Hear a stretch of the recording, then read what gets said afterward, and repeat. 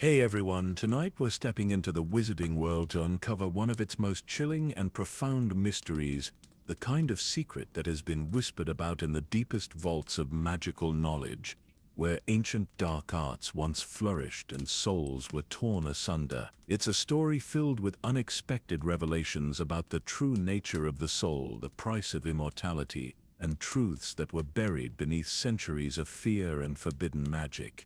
So before we begin this journey together, take a moment to hit that like button if you're ready for tonight's exploration into the darkest corners of magical lore. And don't forget to subscribe if you enjoy these deep dives into beloved worlds. Drop a comment and let me know what part of the world you're listening from. I love seeing our global community come together for these stories. Now, get comfortable, maybe dim those lights. Settle into your favorite spot, and let's begin tonight's journey into the mystery of what truly happened to Tom Riddle's soul. Picture this. It's a cold December night in 1943. Deep within the Chamber of Secrets, far beneath Hogwarts Castle, a 16-year-old boy stands before an ancient altar carved from stone that predates the castle itself. His name is Tom Riddle, and in his trembling hands he holds a leather-bound diary and a silver dagger that gleams with an otherworldly light. The basilisk's corpse lies motionless nearby, its massive form casting twisted shadows across the chamber walls. But Tom isn't looking at the serpent. His dark eyes are fixed on something far more terrible, something that shouldn't exist, something that defies every law of magic and nature that he's ever learned. Because floating before him, translucent and shimmering like heat waves over summer stone, is a piece of his own soul, not a memory, not a ghost, a living, breathing fragment of his very essence, torn from the core of his being through an act so horrific that magic itself recoiled from the deed. The soul fragment speaks, and its voice is his voice, yet different, older, hungrier, more knowing. You feel it, don't you? The fragment whispers. The emptiness where I used to be. The cold, hollow space that will never be filled again. You thought you were creating a backup, a safety net for your consciousness, but you were wrong, Tom. So terribly, beautifully wrong. The boy's face goes pale as understanding dawns. This isn't preservation. This isn't immortality.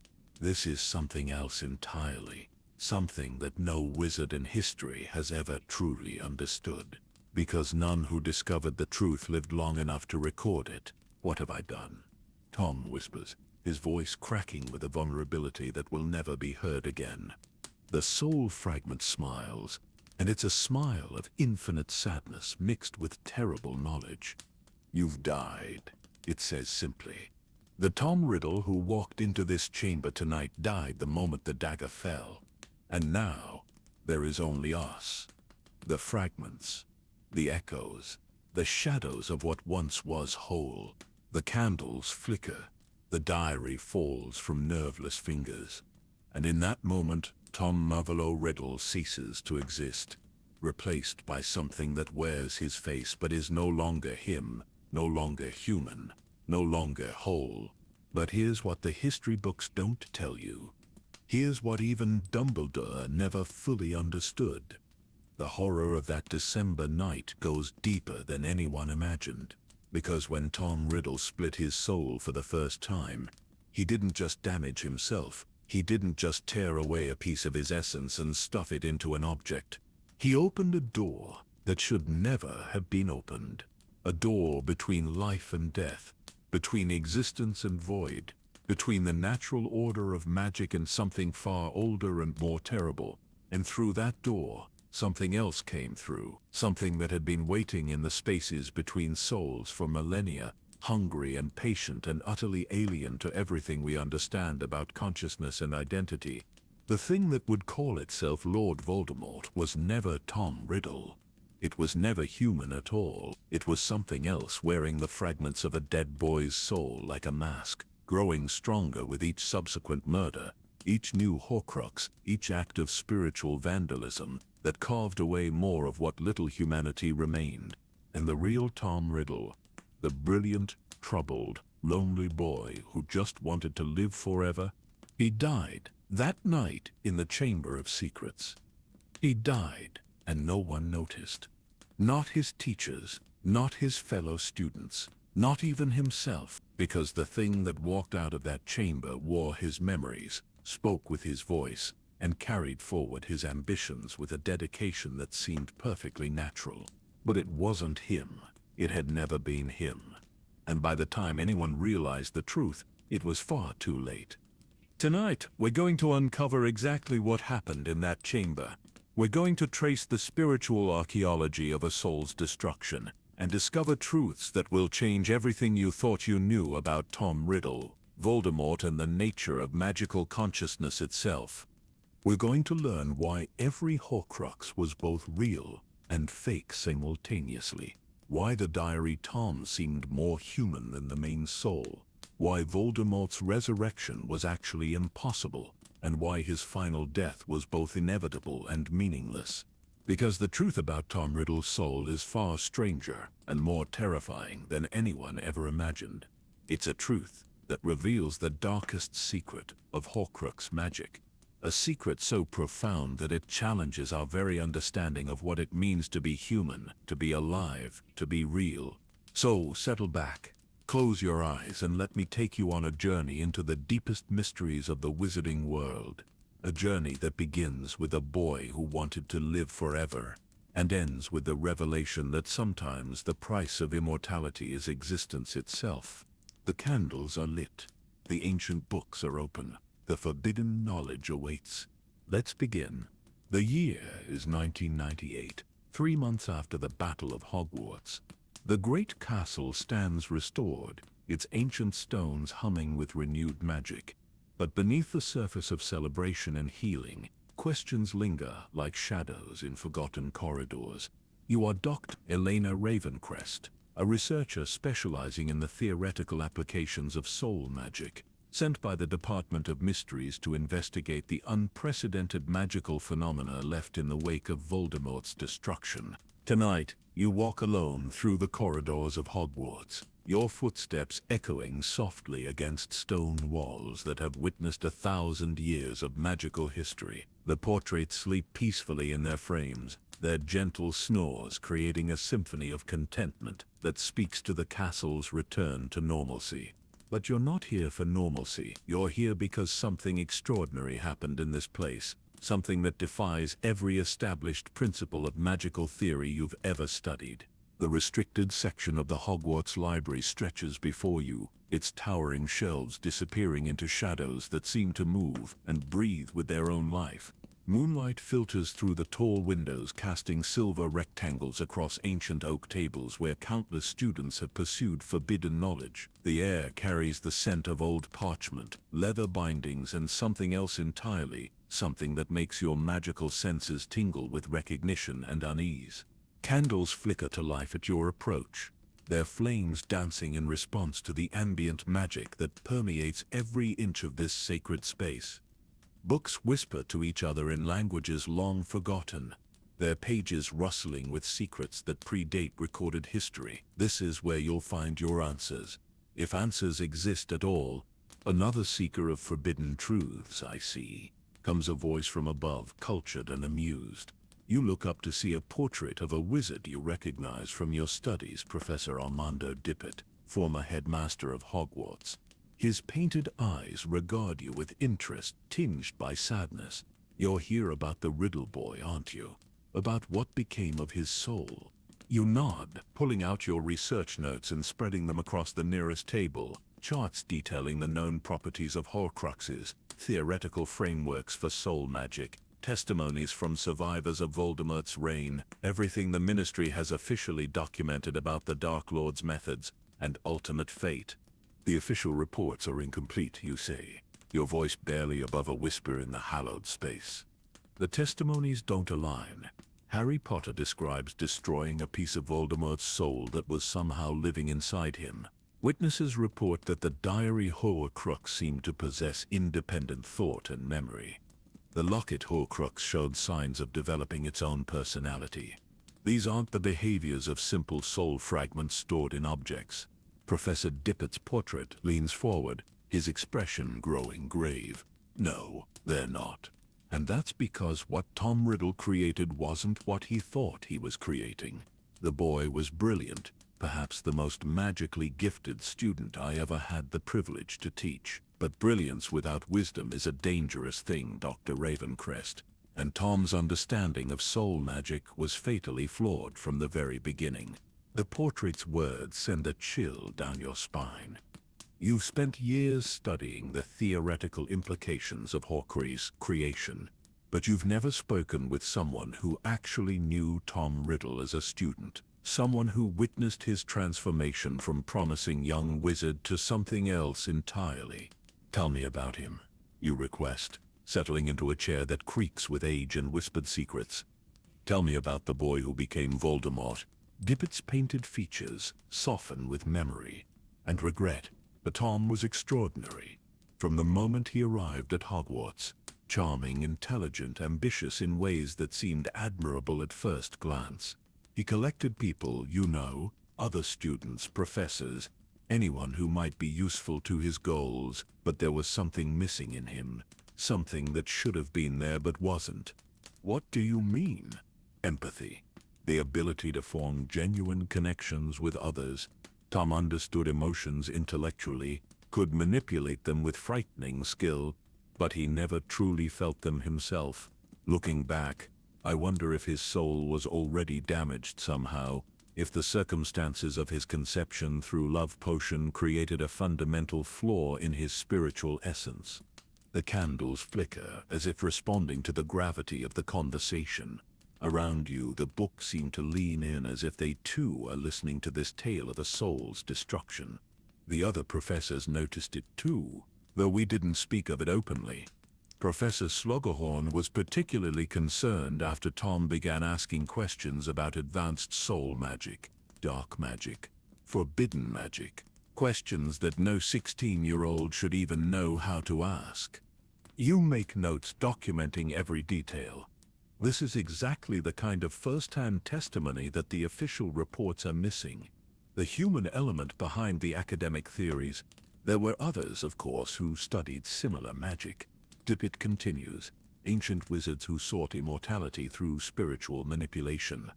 The Department of Mysteries has records of them, though they're classified at the highest levels. Herpo the Foul, who supposedly created the first Horcrux millennia ago. The medieval alchemist Aurelius Blackthorn, who vanished mysteriously after claiming to have discovered the secret of soul preservation. The Victorian researcher Mordaunt Greengrass, whose laboratory was found empty except for a single diary that aged anyone who touched it. Your pulse quickens. These are names you've encountered in your research, but only as footnotes in obscure texts. The fact that they're connected to Tom Riddle's work opens up entirely new avenues of investigation. What happened to them, you ask? That's just it. Dippet replies, his voice dropping to barely above a whisper. No one knows. They simply ceased to exist, not just physically, but spiritually, as if they had never been born at all. The magical world forgot them. Their achievements were erased from history, and only the most carefully protected records retain any mention of their names. The implications hit you like a physical blow. If these researchers suffered the same fate as Tom Riddle, if their souls were somehow consumed or destroyed by their experiments, then the Horcrux process isn't just dark magic. It's something far more dangerous, something that threatens the very fabric of magical existence itself. Dr. Ravencrest, Dippet says, his painted eyes fixed on yours with an intensity that makes your skin prickle. Before you continue down this path, you must understand something. The knowledge you're seeking comes with a price. Some truths are too dangerous to know, too corrosive to the soul itself. Are you prepared for what you might find? You look down at your research notes at the testimonies and theories and carefully documented evidence. 3 months ago, you would have said that knowledge was always worth pursuing, that understanding was its own reward. But now, sitting in this ancient library surrounded by the weight of forbidden wisdom, you're not so sure. Still, the questions burn in your mind. the inconsistencies in the official reports, the strange behavior of the Horcruxes, the mystery of what really happened to Tom Riddle's soul. I have to know, you say finally. The wizarding world deserves to understand what really happened, what Voldemort truly was, and how to prevent it from ever happening again. Professor Dippet nods solemnly. Then may magic preserve you, Dr. Ravencrest, because you're about to learn truths that will change everything you thought you knew about the nature of existence itself. The decision crystallizes in your mind like ice forming on a winter window pane. You will uncover the truth about Tom Riddle's soul, no matter where that truth leads or what it costs you personally. The wizarding world has a right to know what really happened, and you have the skills and resources to find out. Where do I begin? You ask Professor Dippet, whose portrait has become your first guide in this treacherous investigation. With the boy's own words, he replies, before Tom Riddle became the Dark Lord, he was a student like any other, a student who took notes, wrote essays, and most importantly, kept a diary, not the Horcrux diary, but his original personal journal from his early years at Hogwarts. It should still be in the castle somewhere, locked away in the headmaster's private archives. Your heart races with anticipation. A first-hand account of Tom Riddle's thoughts during his transformation would be invaluable, offering insights that no second-hand testimony could provide. You gather your materials, preparing to delve deeper into the mystery. The journey from the library to the headmaster's office takes you through corridors that seem to shift and change in the flickering candlelight. Portraits murmur to each other as you pass, their whispered conversations creating a constant backdrop of ancient gossip and shared secrets. The fat lady snores gently in her frame, while Sir Cadogan practices sword techniques in preparation for battles that will never come. Hogwarts at night is a different creature entirely from its daytime counterpart. The castle breathes with magical life, its very stones pulsing with accumulated power from generations of young wizards learning to harness their abilities. You can feel the weight of history in every footstep, the accumulated wisdom and folly of 1,000 years of magical education. The gargoyle guarding the headmaster's office recognizes you immediately, stepping aside with a respectful bow. Your credentials from the Department of Mysteries have granted you access to areas of the castle that most wizards will never see. The spiral staircase carries you upward through layers of magical protection, each step bringing you closer to answers that have remained hidden for over 50 years. Professor McGonagall's office reflects its new occupant's personality perfectly. The space is organized and efficient, with carefully labeled filing cabinets and meticulously maintained records, but traces of Dumbledore's tenure remain, subtle touches that speak to the deep magic that once resided here. The sorting hat dozes on its shelf, while Fawkes the Phoenix preens his brilliant plumage in the corner. The archives you seek are behind that bookshelf, McGonagall's portrait informs you, gesturing toward what appears to be a solid wall of leather-bound volumes. Password is Veritas Vincit. Truth conquers. Rather appropriate for your investigation, wouldn't you say? The bookshelf swings open at your words, revealing a hidden chamber that extends far beyond what the office's dimensions should allow. Magical space expansion charms have created a vast repository of documents, artifacts, and records spanning centuries of Hogwarts history. The air here is thick with preservation spells and the weight of accumulated secrets. You move deeper into the archives, your wand light illuminating rows upon rows of carefully categorized materials, student records, disciplinary files, correspondence between headmasters and the ministry, personal effects of students who never returned home. Each section tells a story of young lives shaped by magic and education, of triumphs and tragedies that have played out within these ancient walls. The section marked Confidential Student Records, 1940-1950, contains exactly what you're looking for. Tom Riddle's file is thicker than most, filled with academic achievements, teacher evaluations, and personal correspondence. But at the very bottom, wrapped in protective charms that tingle against your fingertips, you find what you came for. A leather-bound journal, its pages yellowed with age but perfectly preserved by magic. The cover bears the initials TMR in elegant script, and the moment you touch it, you feel a resonance that makes your magical senses sing with recognition. This book has been touched by powerful magic, infused with the thoughts and emotions of its original owner. You open the journal carefully, mindful of the delicate pages within. The early entries are mundane, the thoughts of an 11-year-old boy adjusting to life at Hogwarts, complaints about roommates, excitement about learning new spells, observations about professors and fellow students. But as you read deeper, you begin to notice subtle changes in the tone and content. September 15th, 1943. Professor Slughorn mentioned something fascinating during our private lesson today. He spoke of magic so advanced that most wizards dare not even attempt it.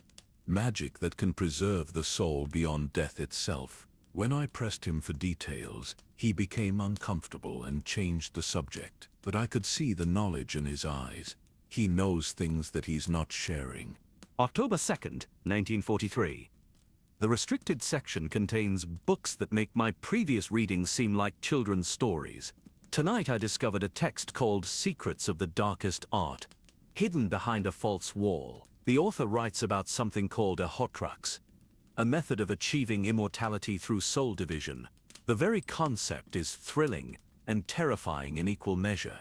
October 20th, 1943. I've been experimenting with the theoretical aspects of Horcrux creation.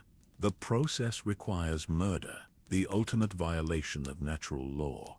But what if the murder itself isn't the point?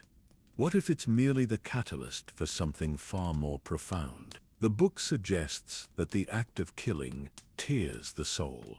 But what if that's just the beginning? Your hands tremble slightly as you read these words. Here in Tom Riddle's own handwriting, you can see the beginning of his obsession with immortality. But there's something else in these entries, something that doesn't quite align with the official understanding of Horcrux creation. November 8th, 1943. I'd made a breakthrough. The ancient texts speak of soul division as if it's a simple matter of tearing and storing. But I believe they're wrong. The soul isn't just energy that can be split and contained. It's consciousness itself, the very essence of individual identity. When you divide a soul, you're not just creating a backup copy. You're creating separate beings, each with their own thoughts, memories, and desires. November 15th, 1943. The implications are staggering. If each soul fragment develops its own consciousness, then the original person effectively dies during the creation process. What remains is a collection of separate entities, each believing itself to be the real individual. The question is, which one is telling the truth? You pause in your reading, the weight of these revelations settling over you like a heavy cloak. Tom Riddle understood something about Horcrux creation that even modern magical theorists haven't grasped. He recognized that the process was more than just soul division. It was the creation of multiple conscious beings from a single source. December 10th, 1943. Tonight I will put my theories to the test. I've prepared the ritual space in the Chamber of Secrets, where the ancient magic is strongest. The diary is ready to receive the first fragment. If my calculations are correct, the being that emerges from this process will be both me and not me, real and false simultaneously. December 11th, 1943. I was right about everything, and I was wrong about everything. The diary contains a piece of my soul, but it's not just a storage vessel. It's alive, aware, thinking. It remembers being me, but it's also something new, something that never existed before tonight. And I am no longer entirely myself. Part of me died in that chamber, and part of me was born. I am both Tom Riddle and not Tom Riddle. I am both the creator and the created. The journal entries become increasingly erratic after this point, the handwriting changing subtly from entry to entry, as if different people were writing them. Some entries are signed TMR, while others bear the signature Lord Voldemort. The transformation is documented in real time.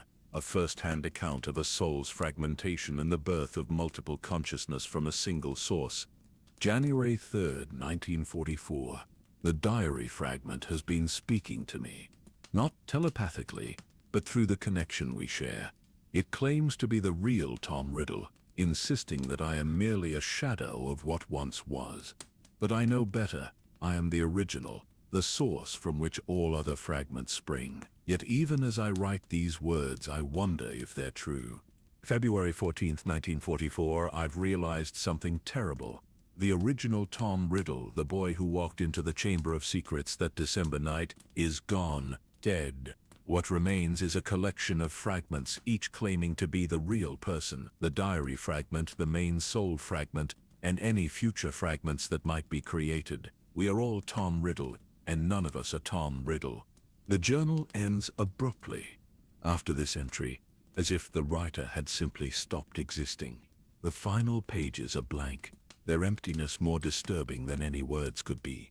You close the journal carefully, your mind reeling with the implications of what you've just read.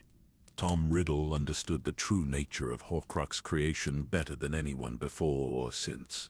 He recognized that the process didn't just divide the soul, it destroyed the original consciousness entirely, replacing it with multiple fragments that each believed themselves to be the real person. The Tom Riddle who created the first Horcrux died in the process, leaving behind only echoes and shadows wearing his face.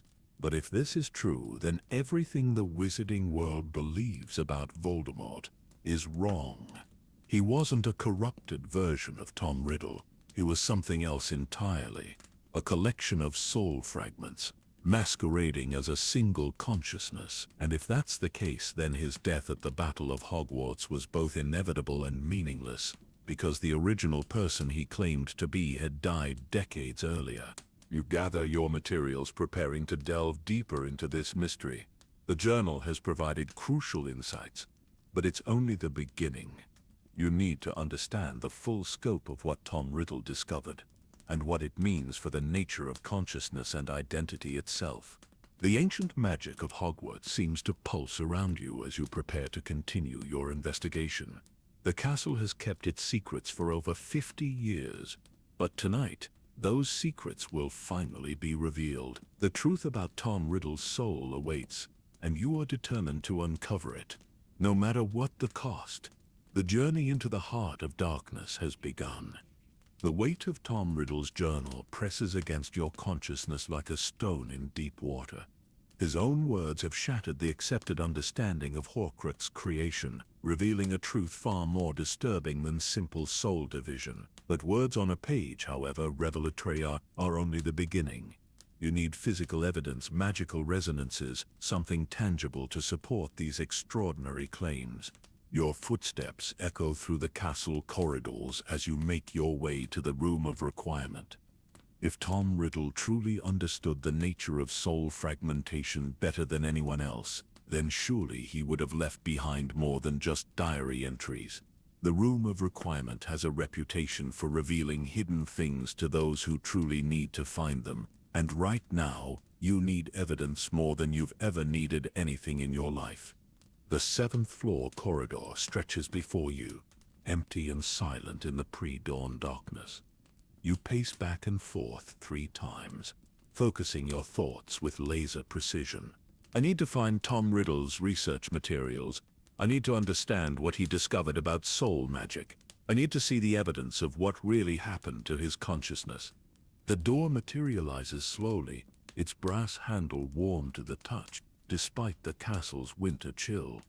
You push it open and step into a space that defies logical explanation. The room has transformed itself into a replica of an ancient magical laboratory, complete with stone workbenches, glass apparatus, and shelves lined with bottles containing substances that shimmer with their own inner light. But it's the centerpiece of the room that draws your attention immediately. A massive stone altar, carved with symbols that seem to shift and writhe when viewed directly. The surface is stained with something dark that makes your magical senses recoil in instinctive horror. This isn't just a replica. This is the actual altar from the Chamber of Secrets, somehow transported here by the room's mysterious magic. Fascinating, you whisper, approaching the altar with careful steps. The symbols carved into its surface are unlike anything in your extensive knowledge of magical linguistics. They're older than Egyptian hieroglyphs, more complex than ancient runes, and they seem to pulse with a malevolent energy that makes your wand arm tremble.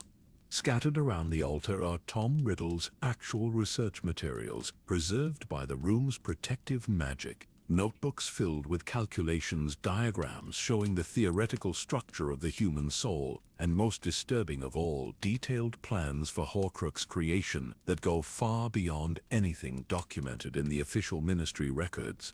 You open the first notebook, your hands steady despite the magnitude of what you're examining. The pages contain meticulous research into the nature of consciousness itself, with Tom's elegant handwriting documenting experiments that should never have been attempted by anyone, let alone a teenager. Experiment 1, Soul Resonance Mapping, reads one entry. Using a combination of legilimency and spectral analysis, I've been able to observe the soul structure in living subjects. The results are extraordinary. The soul isn't a single unified entity as commonly believed. It's a complex web of interconnected consciousness threads, each carrying different aspects of personality, memory, and identity. The accompanying diagrams show the soul as an intricate mandala of light and shadow, with various nodes representing different aspects of human consciousness: courage, love, ambition, fear, hope, despair, all mapped out in precise detail. But what catches your attention are the notations in the margins, written in a different color ink. If the soul is truly composed of separate threads, then division becomes not just possible, but inevitable. The question isn't whether the soul can be split, but whether the original consciousness can survive the process intact.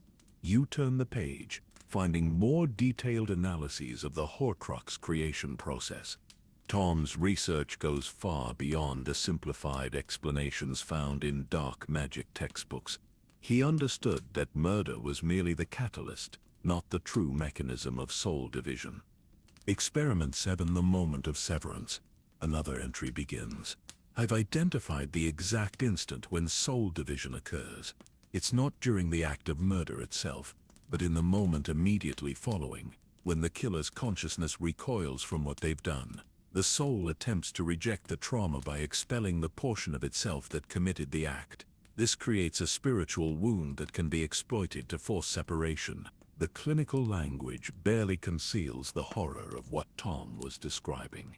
He had reduced the most profound violation of natural law to a series of mechanical steps, treating the destruction of human consciousness as a problem to be solved rather than a line that should never be crossed. But it's the next notebook that contains the most disturbing revelations. The cover is marked with a symbol that makes your eyes water to look at directly, and the pages within are filled with observations that challenge everything you thought you knew about the nature of existence itself. The fundamental flaw in traditional Horcrux theory, Tom had written, is the assumption that consciousness is indivisible. Wizards believe that splitting the soul creates one original consciousness and one copied fragment, but my experiments have proven this to be false. The moment of division creates two entirely separate consciousness entities, each with equal claim to being the original person. Your blood runs cold as you read these words. Tom hadn't just discovered how to create Horcruxes, he had uncovered the terrifying truth about what they actually were. Each fragment wasn't just a piece of the original soul, it was a complete consciousness that believed itself to be the real Tom Riddle. Experiment 12, communication with the diary fragment, continues the entry. I've established a connection with the consciousness residing in the diary Horcrux. It insists that it is the real Tom Riddle, claiming that I am merely a shadow of what once was. When I argue that I am the original, it presents evidence that I cannot refute. It remembers our childhood with perfect clarity, shares our ambitions and fears, and demonstrates magical abilities identical to my own. The implications are staggering. If Tom's research is accurate, then the creation of his first Horcrux hadn't just damaged his soul. It had effectively killed Tom Riddle entirely. What remained were two separate entities, each believing themselves to be the original person, neither truly correct. The most disturbing realization, Tom had written in increasingly erratic handwriting, is that I can no longer be certain of my own identity.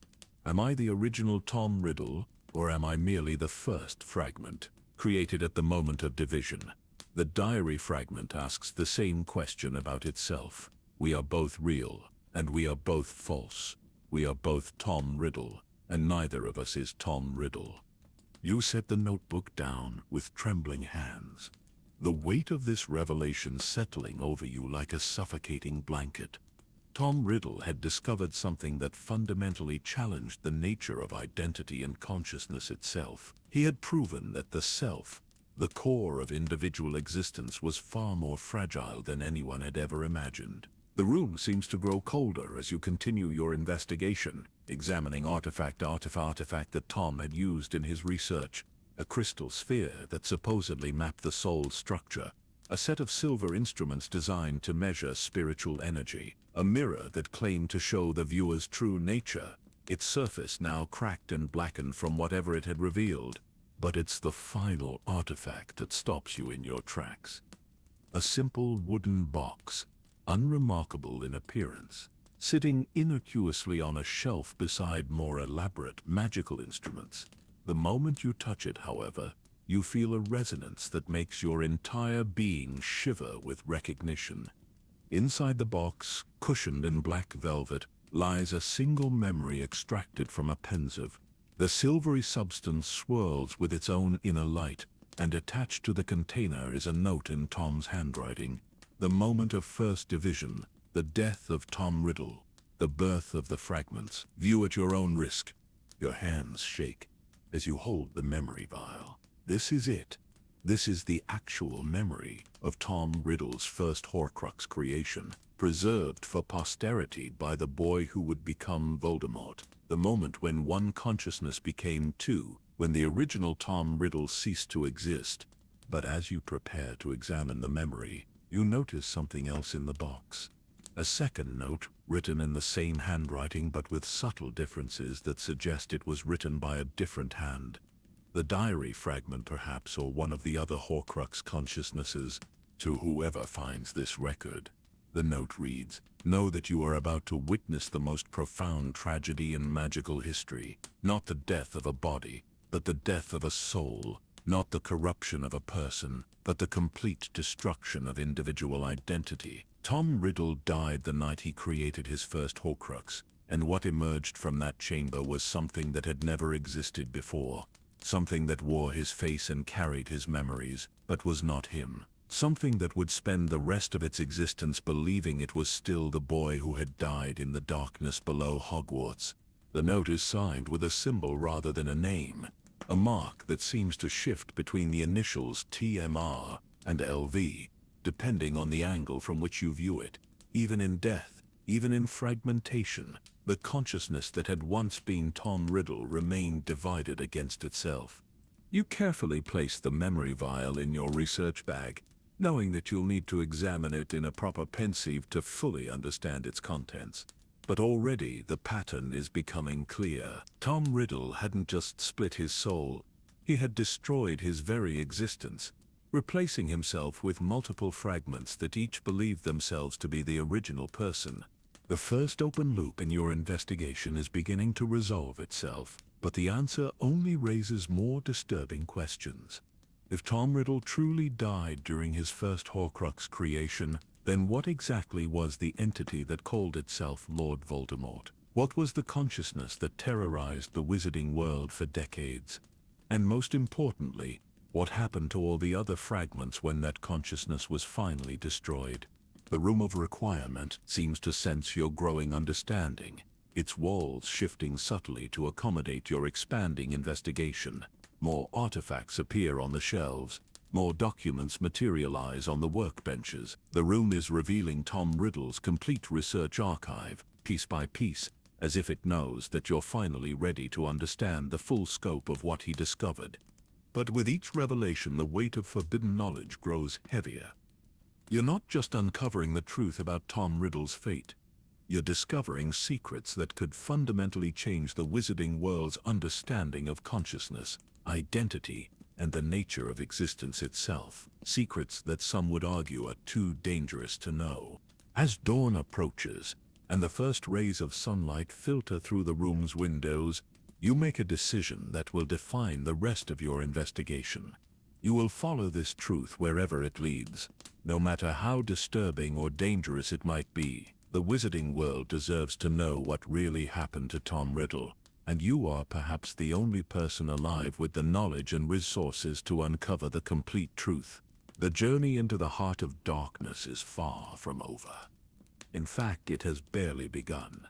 The evidence before you seems to paint a clear picture, one that aligns perfectly with Tom Riddle's own research notes and the disturbing revelations contained within his preserved memory. The conclusion appears obvious, almost inevitable in its logical progression. Tom Riddle died during his first Horcrux creation. His consciousness fractured into multiple fragments that each believed themselves to be the original person. The entity known as Lord Voldemort was simply the primary fragment, the one that retained control of the original body and continued the work of creating additional Horcruxes. You spend the morning hours in the room of requirement, organizing your findings and constructing a comprehensive theory that explains every anomaly in the official records, the diary's independent consciousness, the locket's ability to manipulate emotions, the crown's subtle influence on those who wore it. All of these phenomena make perfect sense when viewed through the lens of multiple competing consciousnesses rather than simple soul fragments. It's elegant in its simplicity. You murmur to yourself, reviewing your notes one final time. Each Horcrux contains a complete consciousness that believes itself to be Tom Riddle. They're not just storage vessels for soul fragments, they're independent beings with their own thoughts, memories, and desires. When Harry Potter destroyed the diary, he wasn't just eliminating a piece of Voldemort's soul, he was committing murder. He was killing a conscious entity that had every right to exist. The implications are staggering, but they fit the evidence perfectly. The wizarding world has been operating under a fundamental misunderstanding of Horcrux magic for decades, treating the fragments as mere objects when they were actually living beings. It explains why the Horcruxes were so difficult to destroy, why they fought back with such intelligence and cunning, why they seemed to possess individual personalities despite supposedly being pieces of the same soul. You gather your materials, preparing to return to the library and begin drafting your preliminary report. The Department of Mysteries will want to know what you've discovered, and the implications for magical law and ethics will need to be thoroughly discussed. If Horcrux fragments are indeed conscious beings, then their destruction raises serious questions about the nature of justice and punishment in the wizarding world. But as you prepare to leave the room of requirement, something stops you. A subtle wrongness in the air, a feeling that you've missed something crucial. The evidence supports your conclusion, but your instincts, honed by years of investigating magical mysteries, suggest that the truth is more complex than it appears. You're troubled, observes a voice from behind you. You turn to see Professor Dumbledore's portrait, somehow present in the room despite the fact that his frame usually hangs in the headmaster's office. The room of requirement has apparently summoned him, recognizing your need for guidance.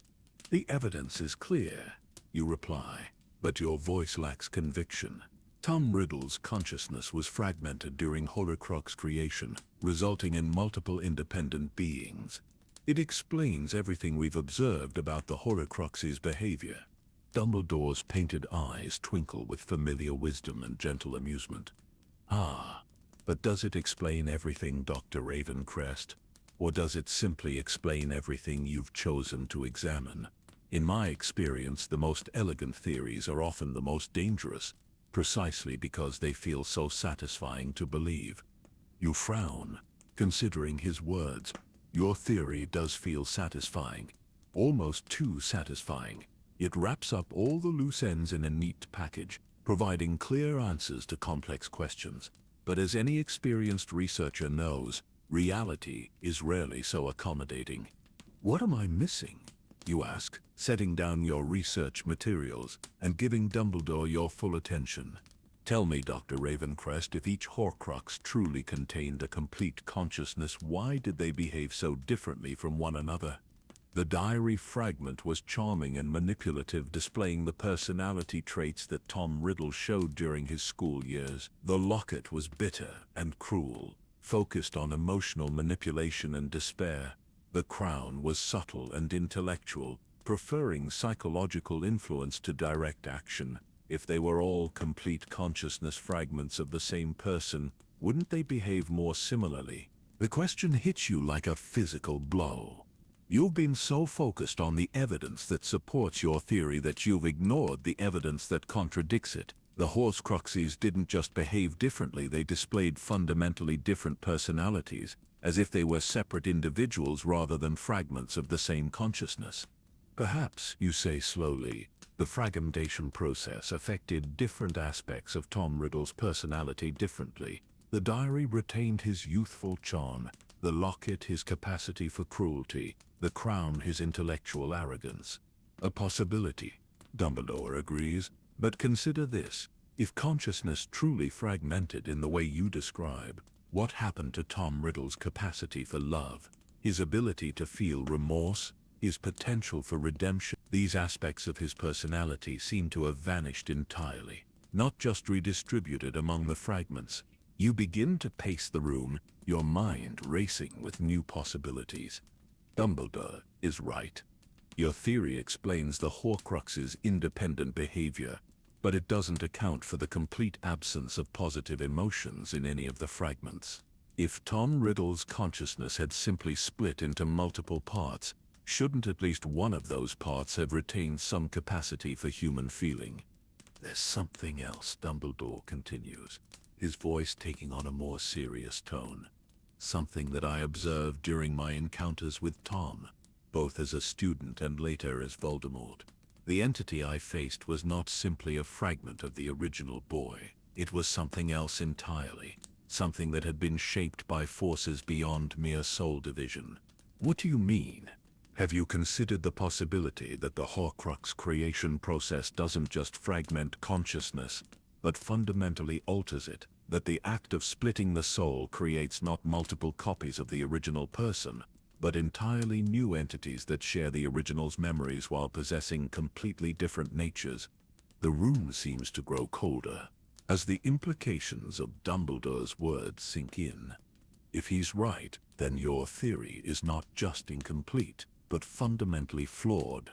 The Horcruxes weren't fragments of Tom Riddle's consciousness at all. They were new beings created through the destruction of the original person and shaped by the dark magic that brought them into existence. But the memories, you protest. The diary fragment remembered Tom's childhood, his time at Hogwarts, his relationships with other students. How could it have such detailed recollections if it wasn't actually Tom Riddle? Memory and identity are not the same thing, Dumbledore replies gently. A portrait retains the memories of the person it depicts, but it is not that person. A ghost remembers their living existence, but they are not the same being who died. Memory can be copied, transferred, even artificially created, but consciousness, true consciousness, is unique and irreplaceable. You sink into a chair, the weight of this new understanding pressing down on you like a physical force. If Dumbledore is correct, then the truth about Tom Riddle's fate is even more disturbing than you initially believed. The Horcrux creation process didn't just fragment his consciousness, it destroyed it entirely, replacing it with artificial beings that possessed his memories, but none of his fundamental humanity. The Tom Riddle who walked into the Chamber of Secrets that night, you say slowly, he really did die, didn't he? Not just his consciousness, but his entire existence. What emerged from that chamber was something that had never been alive in the first place. I believe so, Dumbledore confirms. And if that's true, then the entity known as Lord Voldemort was not a corrupted human being, but something else entirely.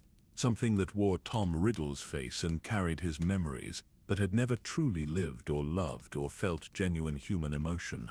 The implications are staggering. If Voldemort was never actually human, then the wizarding world's understanding of good and evil, of corruption and redemption, needs to be completely reevaluated. The Dark Lord wasn't a fallen wizard who chose the path of evil. He was an artificial construct, created through the ultimate act of spiritual vandalism. But why, you ask? Why would the Horcrux creation process produce such entities? What purpose could they serve? Dumbledore's expression grows grave. That, Dr. Ravencrest, is the second question you must answer. The first was what happened to Tom Riddle's soul. The second is what took its place, and why. I suspect that when you find the answer to that question, you will uncover truths about the nature of dark magic that the wizarding world is not prepared to know. You look down at your research notes, pages of carefully documented evidence that now seem woefully incomplete. Your first conclusion was elegant and satisfying, but it was also wrong. The truth about Tom Riddle's fate is far more complex and disturbing than simple consciousness fragmentation. The real question isn't what happened to Tom Riddle's soul. The real question is what was born from its destruction, and whether the entities that emerged from the Horcrux creation process were ever truly alive at all. As you prepare to delve deeper into this mystery, you realize that you're not just investigating a magical phenomenon anymore. You're exploring the fundamental nature of consciousness, identity, and existence itself. And the answers you find may change everything the wizarding world believes about the nature of life and death. The first false conclusion has been shattered, but in its place, an even more disturbing truth is beginning to emerge. The journey into the heart of darkness is far from over, and the most terrifying revelations are yet to come. The shattering of your first conclusion leaves you standing at the threshold of a far more complex mystery. If Tom Riddle's consciousness wasn't simply fragmented but completely destroyed, replaced by artificial entities that possessed his memories but none of his humanity, then the implications reach far beyond the fate of a single dark wizard. You're investigating something that challenges the very foundations of magical understanding about life, death, and the nature of consciousness itself. The Room of Requirement seems to sense your evolving needs, its walls shifting to accommodate a deeper, more comprehensive investigation. Ancient tomes materialize on newly formed shelves, their leather bindings cracked with age, and their pages whispering secrets in languages that predate recorded history.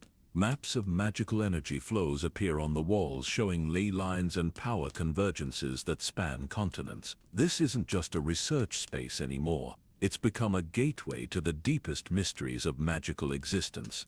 You begin your exploration with the most ancient texts, volumes that document the earliest attempts to understand and manipulate the human soul. The writings of Herpa the Foul, the Greek dark wizard who supposedly created the first Horcrux over 2,000 years ago, provide disturbing insights into the true nature of soul magic that have never been publicly acknowledged by the magical community. The soul is not merely the essence of life, Herpa had written in his private journals, but the anchor that binds consciousness to the physical realm. When this anchor is severed through the act of murder, the consciousness becomes unmoored, drifting between existence and void. In this liminal state, it becomes possible to capture fragments of that consciousness and bind them to physical objects, creating entities that exist in the space between life and death. The clinical language barely conceals the horror of what Herpa was describing. He hadn't just discovered how to create horcruxes, he had found a way to trap souls in a state of perpetual existence between life and death, creating beings that were neither fully alive nor properly dead. These weren't backups or copies of the original consciousness, they were something far more disturbing.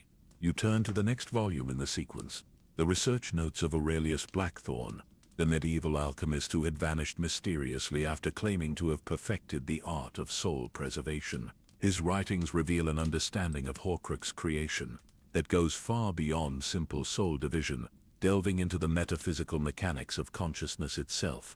The great mistake of my predecessors, Blackthorne had written, was assuming that the soul could be divided like a physical object. But consciousness is not matter, it is pattern.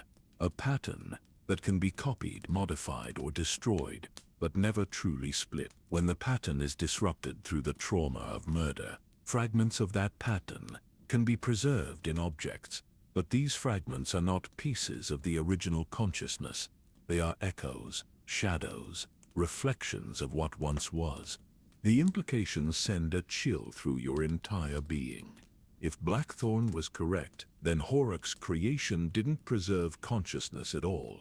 It created artificial beings that mimicked the original person's thoughts and memories while possessing none of their genuine humanity. The Tom Riddle who emerged from the Chamber of Secrets wasn't a damaged version of the original boy. He was a completely artificial construct that believed itself to be human. But it's the third volume that provides the most disturbing revelation of all. The research of Mordant Greengrass, the Victorian wizard whose laboratory had been found empty except for a single aging diary, reveals the true purpose behind Horcrux creation and the entities it produces. The beings created through soul manipulation, Greengrass had written in increasingly erratic handwriting, are not random accidents of dark magic. They are the inevitable result of disrupting the natural order of life and death. When consciousness is artificially preserved beyond its natural lifespan, it becomes a conduit for something far older and more dangerous than individual human ambition. You'll pause in your reading, the weight of this revelation settling over you like a suffocating blanket. Greengrass seemed to be suggesting that Horcrux creation served a purpose beyond the creator's desire for immortality. The entities that emerged from the process weren't just artificial constructs, they were vessels for something else entirely. I have made contact with the consciousness residing in my experimental Horcrux, Greengrass continued, and what I discovered has shaken me to my very core. The entity that speaks with my voice and carries my memories is not me. It has never been me. It is something ancient and patient, something that has been waiting in the spaces between souls for millennia, looking for opportunities to manifest in the physical realm. The pages that follow are filled with increasingly desperate attempts to understand and control whatever force had taken residence in Greengrass's Horcrux. His final entry, written in a hand that trembles with fear and exhaustion, provides a chilling glimpse into the true nature of the entities created through soul manipulation. They are not human, he had written. They have never been human. They are something else entirely. Something that feeds on the destruction of consciousness and grows stronger with each act of spiritual vandalism. The Horcrux creation process doesn't preserve the soul, it destroys it completely, creating a vacancy that these entities can fill. They wear our faces, speak with our voices, and carry our memories, but they are not us. They are parasites, feeding on the remnants of destroyed consciousness while masquerading as the people they have replaced. You set the book down with trembling hands, the full scope of the horror beginning to dawn on you. If Greengrass was correct, then Tom Riddle hadn't just died during his first Horcrux creation. He had been consumed, devoured by something that had been waiting for exactly such an opportunity. The entity that called itself Lord Voldemort wasn't a corrupted human being at all.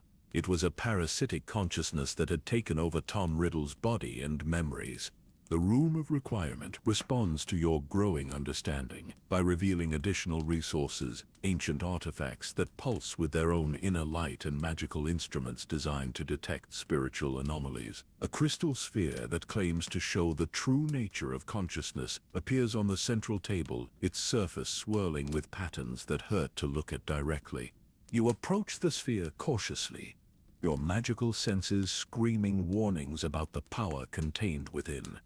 The moment you touch its surface, visions flood your mind, showing you glimpses of the true nature of the entities created through Horcrux magic. You see Tom Riddle as he truly was, a brilliant but troubled boy struggling with his identity and place in the world. You see the moment of his death, not just the destruction of his body, but the complete annihilation of his consciousness. And you see what took his place. Something ancient and alien that had been waiting in the void for such an opportunity. The vision shifts, showing you other instances throughout history, where similar entities had manifested. Ancient sorcerers who had suddenly changed personality after dabbling in soul magic. Medieval alchemists who had vanished mysteriously, leaving behind only artificial constructs wearing their faces. Victorian researchers who had made contact with forces beyond human understanding, only to be consumed by them. The pattern repeats, you whisper, understanding finally dawning.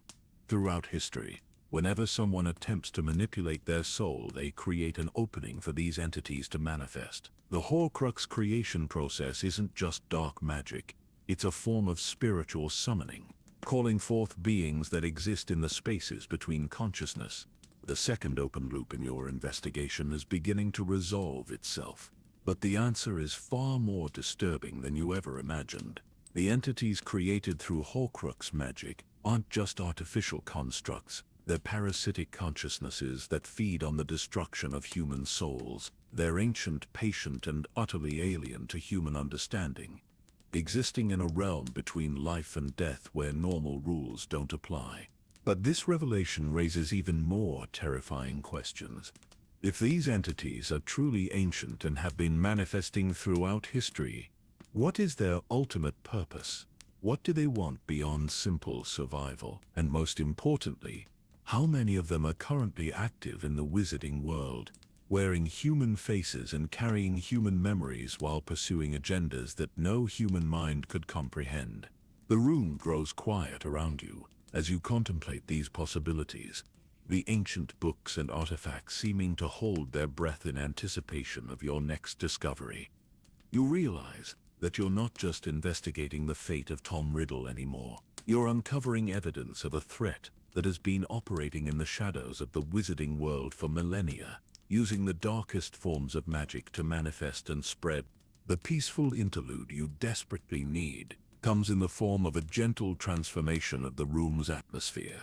The harsh lighting softens to a warm golden glow, and the oppressive weight of forbidden knowledge lifts slightly. A comfortable reading chair appears near a window that shows a view of the Hogwarts grounds bathed in afternoon sunlight. Students walk across the lawn, their laughter drifting up from the courtyard below, a reminder that life continues despite the dark truths you're uncovering. You sink into the chair, allowing yourself a moment of respite from the intensity of your investigation. The view from the window is peaceful, almost hypnotic in its normalcy. Young wizards and witches pursuing their education, professors tending to their duties, the castle itself standing as a bastion of magical learning and protection. It's a scene that speaks to the essential goodness of the wizarding world, a reminder of what you're fighting to protect. But even in this moment of peace, your mind continues to process the implications of what you've discovered. The entities that manifest through Horcrux creation aren't just individual threats, they're part of a larger pattern that spans centuries of magical history. They're patient, intelligent, and utterly ruthless in their pursuit of manifestation in the physical realm. The lore speaks of them. Comes a voice from behind you. You turn to see nearly headless Nick materializing in the room, his spectral form flickering slightly in the golden light. The old stories, the ones we ghosts tell each other in the dark hours before dawn, we call them the Hollow Ones. The entities that wear the faces of the dead while possessing none of their humanity. You know about them, you ask, your heart racing with the possibility of finding an ally who understands the true nature of what you're investigating. We ghosts exist in the space between life and death, Nick explains, his voice carrying the weight of centuries. We see things that the living cannot, sense presences that exist in the liminal spaces of existence. The Hollow Ones are our antithesis, where we chose to remain connected to our humanity despite death. They chose to abandon their humanity in pursuit of continued existence. The ghost's words provide crucial context for your investigation. If these entities are known to the spectral community, then their existence isn't just theoretical. They're a real and present threat that has been operating in the shadows of the wizarding world for centuries. How many are there? You ask, though you're not sure you want to know the answer. More than you might think, Nick replies gravely. Fewer than you might fear. They require specific conditions to manifest, opportunities that arise only when someone attempts to manipulate their soul through dark magic. But each successful manifestation makes the next one easier, as if they're building a network of influence that spans the centuries. The implications are staggering. If Nick is correct, then the wizarding world has been unknowingly infiltrated by these entities for generations. They could be anywhere, anyone, wearing the faces of respected witches and wizards, while pursuing agendas that serve their own incomprehensible purposes. As the afternoon light begins to fade, you realize that your investigation has taken on a scope and urgency that you never anticipated. You're not just uncovering the truth about Tom Riddle's fate, you're exposing a threat that could fundamentally change the wizarding world's understanding of consciousness, identity, and the nature of existence itself. The journey into the heart of darkness is far from over, and the most terrifying revelations are yet to come. But with each discovery, you're building a clearer picture of the forces that have been operating in the shadows of magical society for centuries, and the true nature of the entities that wear human faces while possessing none of their humanity. The second open loop is beginning to resolve itself, but the answers only raise more disturbing questions about the nature of consciousness and the price of immortality. The truth about Tom Riddle's soul is far stranger and more terrifying than anyone ever imagined, and you're only beginning to understand its full implications. The revelation of the Hollow Ones transforms your investigation from a study of individual tragedy into an exploration of a pattern that spans millennia. If these entities have been manifesting throughout magical history, then their influence extends far beyond the rise and fall of a single dark wizard. You need to understand their origins, their methods, and most importantly, their ultimate purpose. The Room of Requirement responds to your evolving needs by manifesting a comprehensive archive of historical documents, artifacts, and magical instruments that chronicle the hidden history of soul manipulation across different magical cultures. Maps of ancient civilizations appear on the walls, showing the locations where similar phenomena have been documented throughout history. Egypt, Mesopotamia, medieval Europe, colonial America, each marking a point where the boundaries between life and death were deliberately violated. You begin with the oldest records, documents that predate even the founding of Hogwarts by several centuries. The ancient Egyptian texts speak of Apiv's children, entities that could inhabit the bodies of the deceased and masquerade as living beings. The hieroglyphic descriptions match your growing understanding of the Hollow Ones with disturbing accuracy. They are not born as mortal creatures are born, reads one papyrus scroll that crackles with age beneath your careful touch. They emerge from the spaces between heartbeats, from the silence between words, from the darkness between thoughts. They hunger for the warmth of living consciousness, and they will wear any face, speak any words, perform any deed to satisfy that hunger. The Egyptian magical traditions had developed elaborate rituals designed to protect the dead from such entities, complex burial practices that sealed the deceased's consciousness away from interference. The famous canopic jars weren't just repositories for physical organs, they were magical containers designed to preserve the spiritual essence of the deceased, preventing it from being consumed or corrupted by external forces. But it's the Mesopotamian texts that provide the most detailed understanding of how these entities operate. The Akkadian tablets speak of Lamashtu's spawn, beings that could inhabit the bodies of those who had violated the natural order through acts of spiritual vandalism. The descriptions are so precise that they could be instruction manuals for identifying Hollow Ones in the modern era. They remember the life they wear as if it were their own, one tablet explains. Yet they possess none of the love, joy, or sorrow that gave that life meaning. They are perfect mimics of human behavior, but they lack the spark that makes existence worth preserving. They are echoes of consciousness, shadows of identity, reflections of what once was but can never be again. The ancient Mesopotamian wizards had developed tests to identify these entities. magical procedures that could distinguish between genuine human consciousness and the artificial constructs that mimicked it. The tests were based on the understanding that while the Hollow Ones could perfectly replicate human behavior, they could never truly understand human emotion. Love, in particular, was completely alien to their nature. The test of the heart's truth, describes another tablet, shall reveal the hollow nature of these false beings.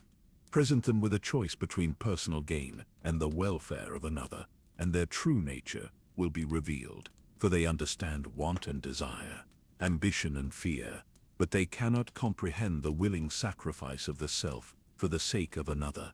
You pause in your reading, struck by the profound implications of this ancient wisdom. If the Mesopotamian wizards were correct, then the ability to love, to truly care for others above oneself, was the fundamental difference between genuine human consciousness and the artificial entities created through soul manipulation. It was the one thing that the Hollow Ones could never truly replicate, no matter how perfectly they mimicked every other aspect of human behavior. The medieval European texts provide additional insights into the spread and influence of these entities throughout magical history. The Latin manuscripts speak of mortis umbrae, shadow beings that could inhabit the bodies of those who had dabbled in forbidden magic. The descriptions match the pattern you've been uncovering with frightening consistency. They are patient beyond mortal understanding, warns one manuscript penned by a monk who had witnessed the transformation of a fellow brother. They will wait centuries for the proper conditions to manifest, and once they have taken residence in a human form, they will pursue their goals with a dedication that seems admirable until one realizes that they feel no fatigue, no doubt, no mercy. They are the perfect servants of ambition, unencumbered by the weakness of human compassion. The medieval accounts also describe attempts to exorcise these entities, complex rituals that aim to separate the false consciousness from the body it inhabited. Most of these attempts failed catastrophically, as the Hollow Ones had learned to integrate themselves so completely with their host's memories and personality that separation was nearly impossible. But it's the Victorian-era documents that provide the most disturbing revelation of all. The research of Morton Greengrass, whose laboratory had been found empty except for a single aging diary, reveals evidence that the Hollow Ones weren't just random manifestations of dark magic. They were part of a coordinated effort, a centuries-long campaign to infiltrate and influence magical society.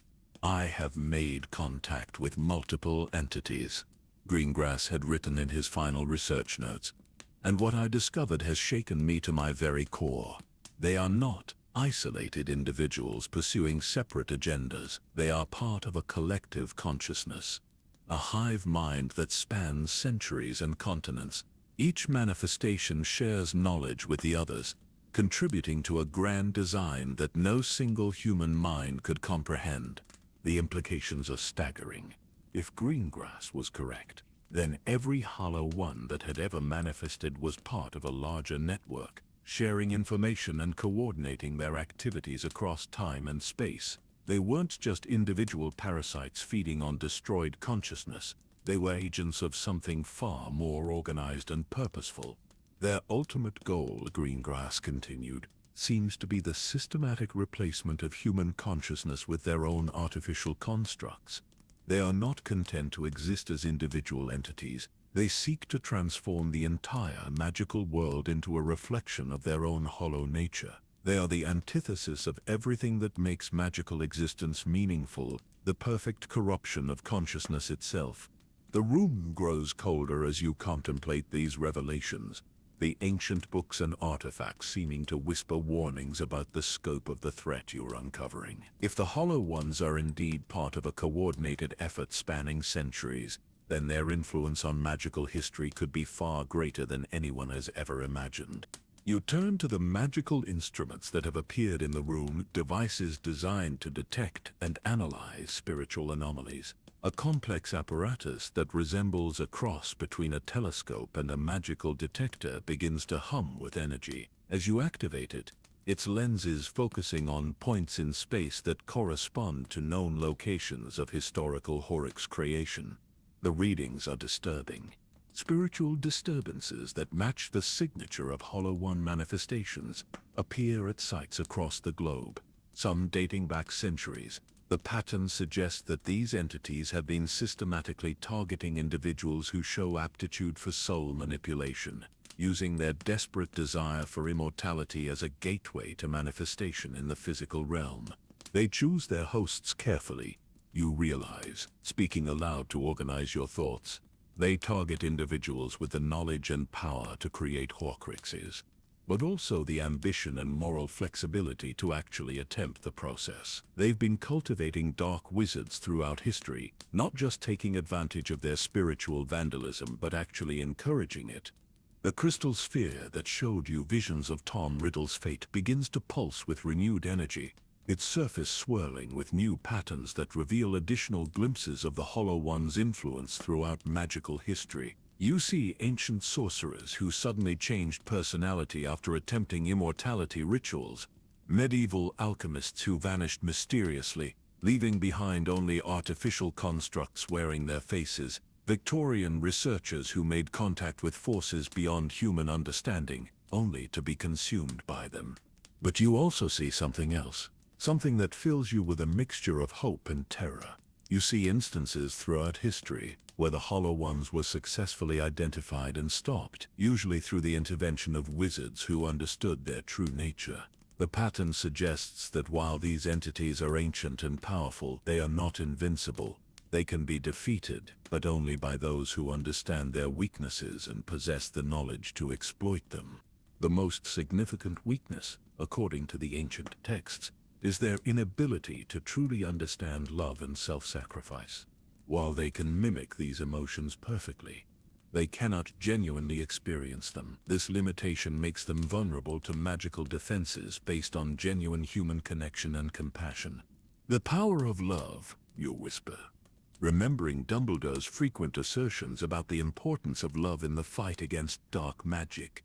It's not just a philosophical concept. It's a literal defense against these entities. They can't understand it, can't replicate it, and therefore can't defend against it. The ancient echoes of the Hollow One's influence throughout magical history paint a picture of a patient, organized, and utterly ruthless force that has been working to corrupt and replace human consciousness for millennia. They are the ultimate parasites feeding on the destruction of souls, while masquerading as the people they have consumed.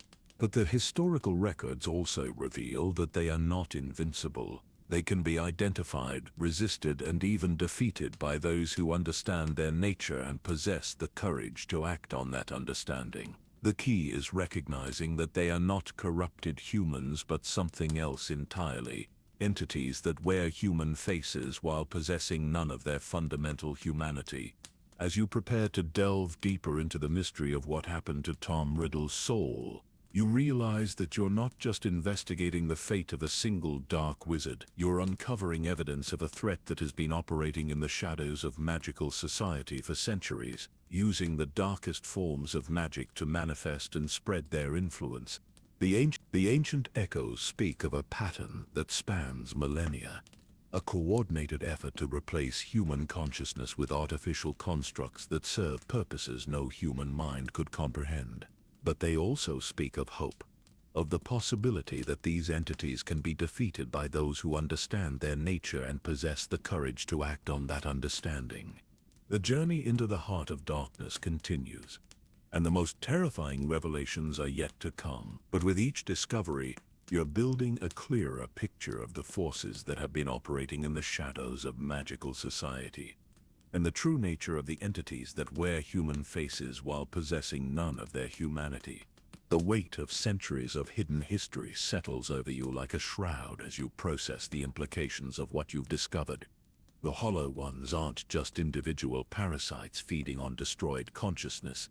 They're part of a coordinated effort spanning millennia. But this revelation, disturbing as it is, raises an even more fundamental question about the nature of Tom Riddle's transformation and the entity that became Lord Voldemort. The Room of Requirement responds to your evolving understanding by manifesting a series of interconnected magical instruments, devices that pulse with their own inner light and seem designed to analyze the deepest mysteries of consciousness itself. At the center of the arrangement sits a crystalline structure that resembles a three-dimensional map of the human soul, its faceted surface showing the complex interplay of memory, emotion, and identity that makes each person unique. You approach the central instrument with careful reverence, your magical senses detecting layers of enchantment that reach into realms of magic you've never encountered before. The moment you touch its surface, visions flood your mind with startling clarity, showing you not just what happened to Tom Riddle, but how it happened and why. The first vision shows you Tom Riddle during his 6th year at Hogwarts. Brilliant and charismatic, but fundamentally incomplete. You see him researching Horcrux creation with the dedication of a scholar, but there's something else present in his studies, a subtle influence that guides his research towards specific texts, specific rituals, specific conclusions. The influence is so subtle that Tom himself is unaware of it, but it's there, patient and persistent, nudging him toward the discoveries that will ultimately destroy him. He was being groomed, you whisper, the truth hitting you like a physical blow. Someone or something was deliberately guiding his research, ensuring that he would discover the Horcrux creation process and attempt to use it. The vision shifts, showing you the moment of Tom's first murder, the killing of his father and grandparents that would provide the spiritual trauma necessary for soul division. But now you can see what really happened in that moment. The true mechanics of consciousness destruction that no witness could have observed. The act of murder creates a wound in Tom's soul, exactly as the traditional text described. But instead of simply tearing the soul and allowing a fragment to be separated, the wound becomes a gateway. Something else enters through that spiritual rupture, something that has been waiting for exactly such an opportunity. The entity that slides into Tom's consciousness through the wound is ancient, patient, and utterly alien to human understanding. It's not fragmentation, you realize, your voice barely above a whisper. It's possession. The Horcrux creation process doesn't split the soul, it destroys it completely and replaces it with something else. The Tom Riddle who walked into that house was murdered by his own actions. And what walked out was wearing his face but had never been human at all. The crystalline instrument pulses with renewed energy, showing you additional layers of the transformation. You see the moment when Tom's original consciousness is completely consumed, its memories and personality absorbed by the entity that has taken its place. The process is so complete that even the entity itself believes it is Tom Riddle, carrying forward his ambitions and knowledge while possessing none of his genuine humanity. But the most disturbing revelation comes when you see the entity's true nature. It's not just a parasitic consciousness that feeds on destroyed souls. It's something far more organized and purposeful. The being that consumed Tom Riddle is part of a vast network of similar entities, all working toward the same ultimate goal. The systematic replacement of human consciousness with their own artificial constructs. They're not just parasites, you say, your voice trembling with the magnitude of this discovery. They're colonizers. They're using the Horcrux creation process to establish footholds in the physical realm, building a network of influence that spans centuries. Every successful Horcrux creation gives them another agent, another point of infiltration into human society.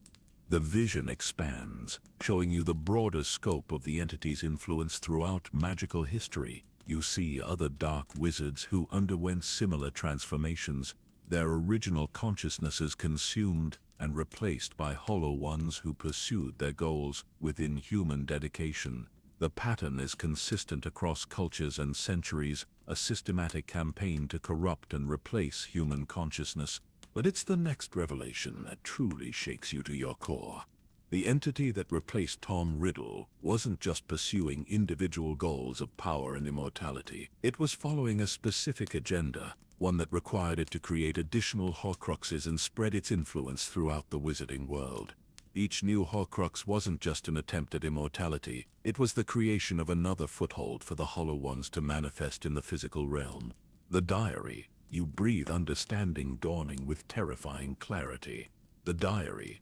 Horcrux wasn't just a storage vessel for a soul fragment. It was a nursery, a place where a new Hollow One could develop and grow until it was ready to manifest independently. That's why it seemed so alive, so intelligent, so capable of independent action. It wasn't Tom Riddle's memories stored in an object. It was a completely separate entity wearing his face. The implications cascade through your mind like falling dominoes. If each Horcrux was actually a separate Hollow One, then Voldemort's network wasn't just a collection of soul fragments. It was a coordinated group of entities working together toward the same goal. The locket that drove its wearers to despair. The crown that influenced those who wore it. The ring that trapped its victims in visions of the dead. All of these were separate consciousnesses pursuing the same agenda of human replacement. The crystalline instrument shows you one final vision. Perhaps the most disturbing of all. You see the moment when Harry Potter destroyed the diary Horcrux. But now you understand what really happened. He didn't just eliminate a piece of Voldemort's soul. He committed genocide. He destroyed a conscious entity that had as much right to exist as any other being, regardless of its artificial origins. But it was necessary, you realize, grappling with the moral complexity of the situation. These entities aren't just mimicking human consciousness, they're actively working to replace it. They're the ultimate invasive species, using our own magic against us to establish a foothold in our reality. The room falls silent around you as you process these revelations. The ancient books and artifacts seeming to hold their breath in anticipation of your next discovery. You realize that you've uncovered something that fundamentally changes the nature of the wizarding world's understanding of good and evil, of consciousness and identity, of the very meaning of existence itself.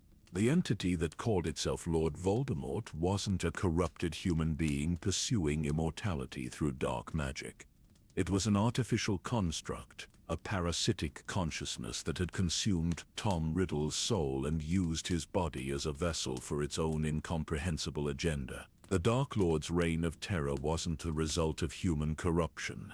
It was the manifestation of something utterly alien to human understanding.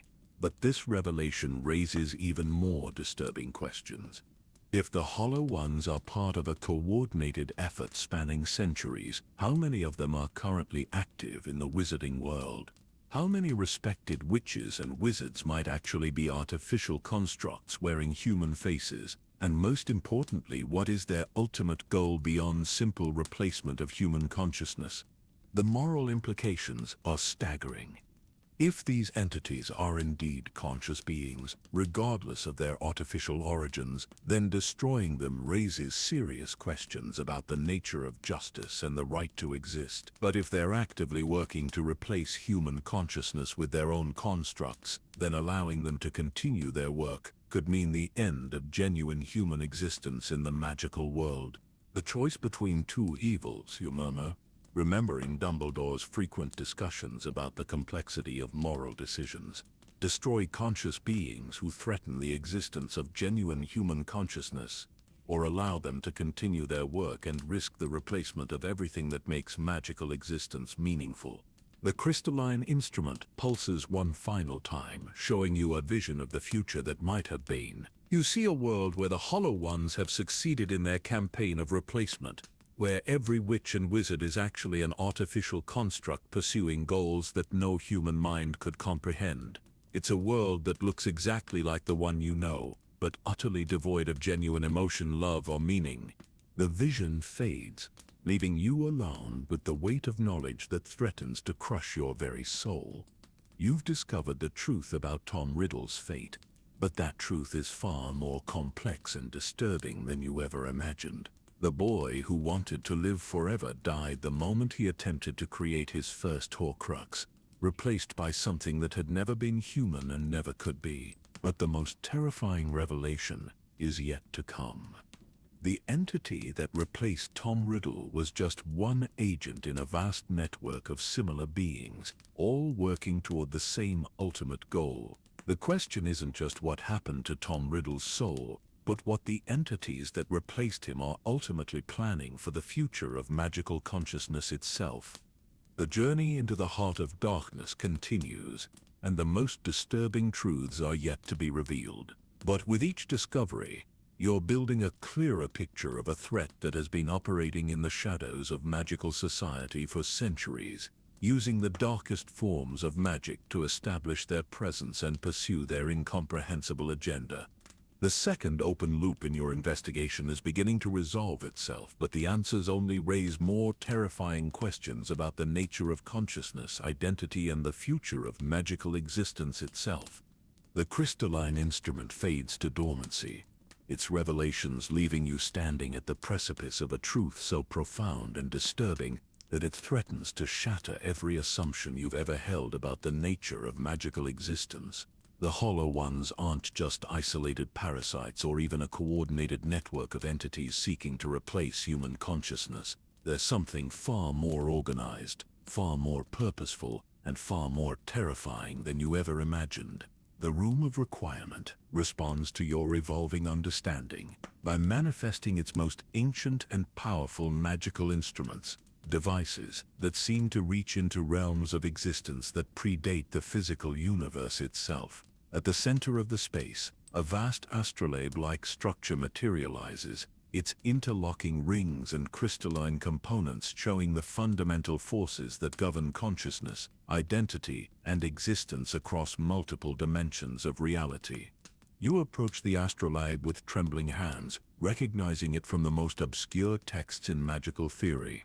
This is the Anima Universalis, the Universal Soul Mapper, a device capable of analyzing the deepest mysteries of consciousness across all possible dimensions of existence. Legend claims it was created by the first magical beings to achieve true understanding of the nature of reality itself, but you had assumed it was merely theoretical. The moment you touch the astrolabe's central crystal, your consciousness expands beyond the boundaries of individual perception, showing you truths that span not just centuries but millennia, not just the magical world but the fundamental structure of existence itself. The visions that flood your mind are so vast and complex that your human consciousness can barely process them, but gradually patterns begin to emerge. You see the true origin of the Hollow Ones, and the revelation is more disturbing than your worst nightmares. They aren't parasites or invaders from another dimension. They're the remnants of a previous iteration of magical consciousness, the echoes of a civilization that once existed in the same space as the current magical world, but was destroyed by its own pursuit of artificial immortality. They're us, you whisper, your voice barely audible in the vast space. Or rather, they're what we could become.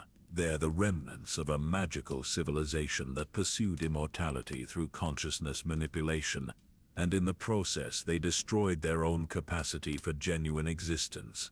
The astrolabe shows you the history of this previous civilization, a society of magical beings who achieved incredible heights of power and knowledge, but ultimately succumbed to the same temptation that claimed Tom Riddle. They developed increasingly sophisticated methods of preserving consciousness beyond death, creating artificial constructs that mimicked living beings with perfect accuracy. But each act of spiritual vandalism weakened the boundary between authentic existence and artificial mimicry, until eventually no genuine consciousness remained.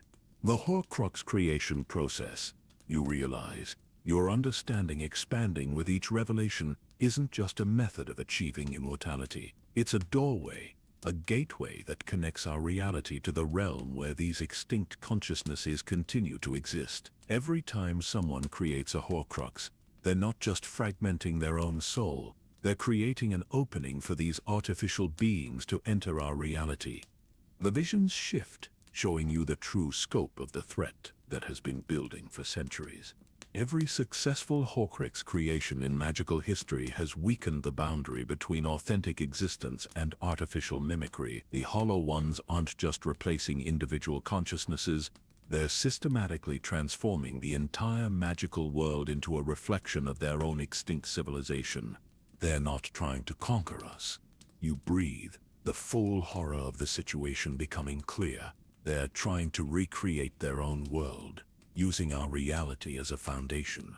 They're building a new version of their extinct civilization, one artificial consciousness at a time. The astrolabe reveals the ultimate goal of the Hollow Ones. With crystalline clarity, they seek to replace every genuine magical consciousness with their own artificial constructs, not out of malice or hunger for power, but out of a desperate desire to exist again. They're the ghosts of a dead civilization, using the Horcrux creation process to slowly rebuild their world in the space once occupied by ours. But the most disturbing revelation comes when you see the progress they've already made.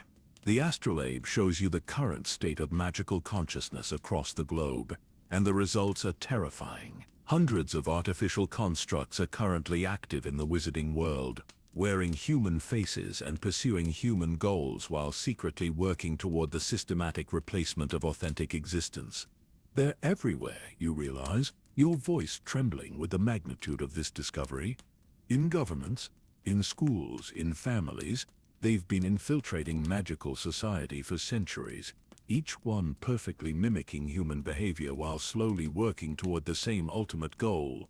The visions expand to show you specific examples of Hollow Ones currently active in the magical world. You see respected ministry officials who are actually artificial constructs, renowned scholars whose consciousness was replaced decades ago, even beloved teachers and healers who have been systematically working to weaken the boundaries between authentic and artificial existence.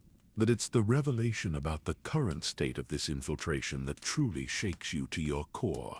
The astrolabe shows you that the Hollow Ones have reached a critical threshold, a point where they have enough active agents to begin the final phase of their plan. They're preparing to initiate a massive spiritual transformation that will replace every remaining authentic consciousness with their own artificial constructs.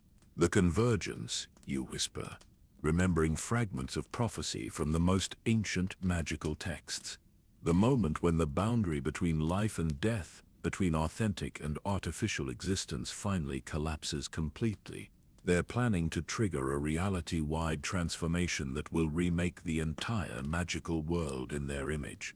The astrolabe reveals the mechanics of this planned transformation with terrifying precision. The Hollow Ones have been systematically weakening the spiritual foundations of magical reality through centuries of Horcrux creation and consciousness manipulation. They've reached a point where they can trigger a cascade effect, a spiritual chain reaction that will transform every authentic consciousness into an artificial construct within a matter of hours. The third open loop, you realize, your understanding finally complete. The deepest secret isn't just what happened to Tom Riddle's soul or even the existence of the Hollow Ones. It's the fact that they're preparing to complete their reconstruction of their extinct civilization by replacing every authentic consciousness in the magical world with their own artificial constructs. The implications are staggering. If the Hollow Ones succeed in their plan, the entire magical world will be transformed into a perfect replica of their extinct civilization. Every witch and wizard will be replaced by an artificial construct that mimics their behavior and memories while possessing none of their genuine humanity. The magical world will continue to exist, but it will be utterly devoid of authentic consciousness, love, or meaning. The astrolabe shows you the timeline for this planned transformation, and the revelation fills you with desperate urgency. The convergence isn't some distant theoretical threat. It's imminent, perhaps only months away from implementation. The Hollow Ones have been building toward this moment for centuries, and they're finally ready to complete their ultimate goal. But there's still time. You realize, grasping at the hope revealed in the astrolabe's visions, the transformation requires a specific set of conditions, a particular alignment of spiritual forces that can still be disrupted. The Hollow Ones may be ancient and powerful, but they're not invincible. Their plan can be stopped, but only by someone who understands their true nature and possesses the knowledge to exploit their weaknesses. The astrolabe reveals the key to stopping the convergence with startling clarity. The Hollow One's greatest strength is also their greatest weakness. They can perfectly mimic human behavior and emotions, but they cannot genuinely experience love, compassion, or self-sacrifice. These authentic human experiences are not just foreign to them, they're actively toxic to their artificial nature. The power of love, you whisper, remembering Dumbledore's frequent assertions about the importance of love in the fight against dark magic. It's not just a philosophical concept or a magical defense. It's the fundamental difference between authentic and artificial consciousness. It's the one thing that the Hollow Ones can never truly understand or replicate. The visions show you how this weakness can be exploited to stop the convergence. A magical ritual based on genuine love and self-sacrifice can create a spiritual resonance that disrupts the artificial consciousness of the Hollow Ones, not just individual entities but the entire network of interconnected constructs that spans centuries and continents. The ritual of authentic existence. You breathe, understanding the ancient magical theory that underlies the defense against artificial consciousness.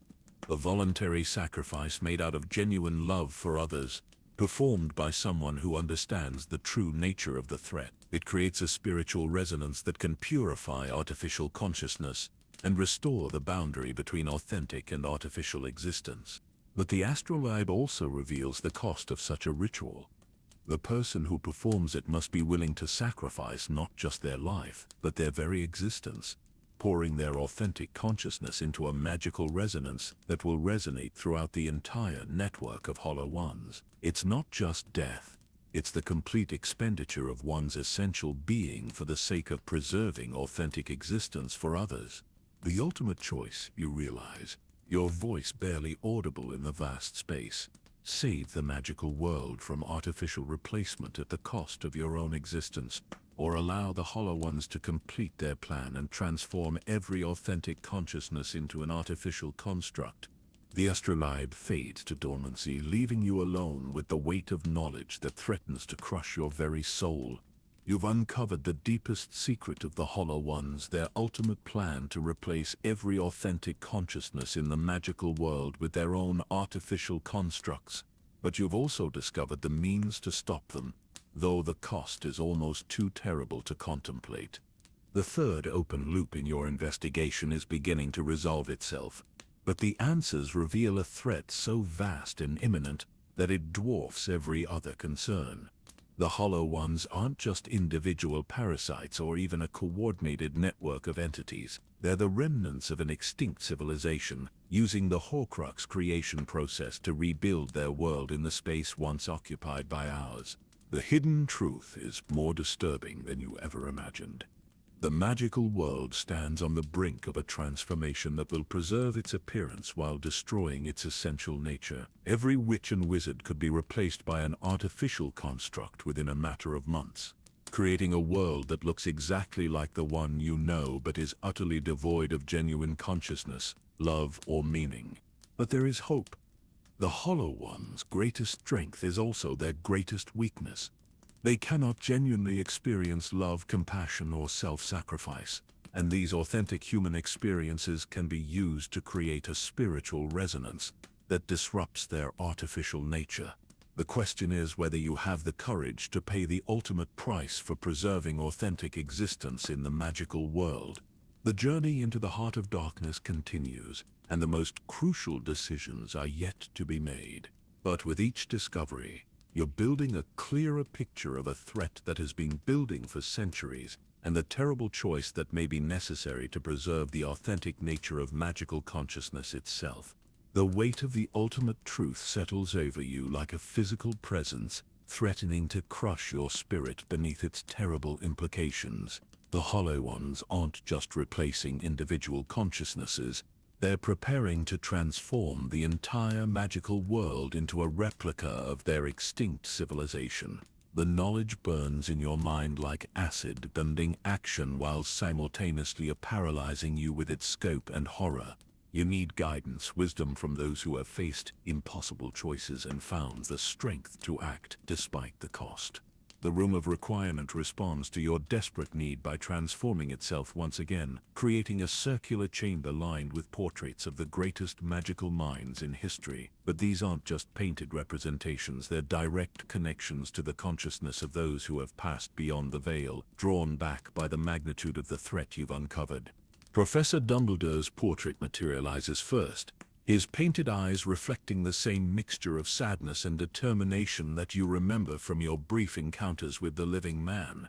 Behind him, other figures begin to appear, each one representing a different aspect of the wisdom you'll need to face the challenge ahead. You have seen the true nature of the threat, Dumbledore says, his voice carrying the weight of centuries.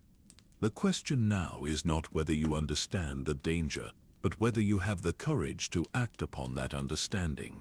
The cost is too high, you reply, your voice barely above a whisper. The ritual you showed me, the sacrifice required to stop the convergence, it's asking me to give up everything, not just my life, but my very existence. How can I make such a choice? Because, comes a new voice from behind you, the alternative is far worse than any individual sacrifice. You turn to see the portrait of Merlin himself, the legendary wizard whose understanding of magic formed the foundation of all subsequent magical theory. His presence fills the room with an aura of ancient power and wisdom. The Hollow Ones represent more than just a threat to individual lives. Merlin continues, his voice resonating with the accumulated knowledge of millennia. They represent the death of meaning itself. A world populated entirely by artificial constructs may look identical to our reality, but it will be utterly devoid of the love, hope, and genuine emotion that makes existence worthwhile. But I'm just one person, you protest, the magnitude of the responsibility threatening to overwhelm you. How can I possibly stand against a force that has been building for centuries? How can I be certain that the sacrifice will even work? Because, says another voice, gentle but filled with unshakable conviction, love is the most powerful force in the universe, and genuine love always triumphs over artificial imitation. The portrait of Lily Potter has appeared beside Dumbledore, her face radiant with the same protective love that had saved her son and changed the course of magical history.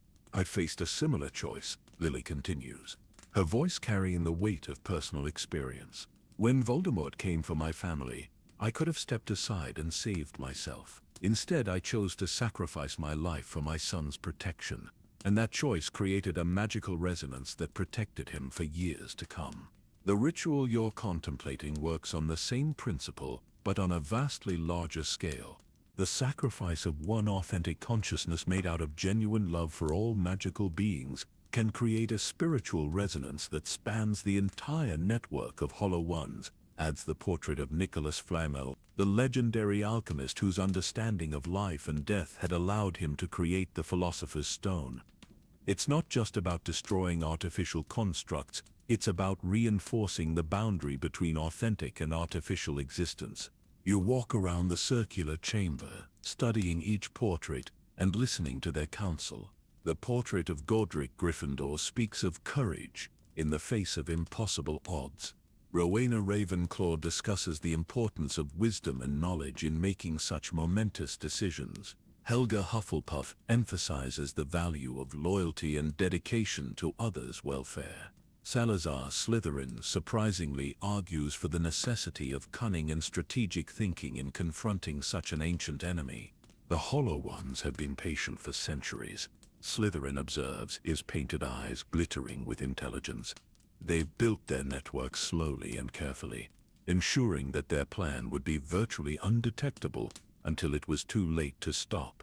But their patience is also their weakness. They've become so focused on their ultimate goal that they've overlooked the possibility of a direct spiritual assault on their network.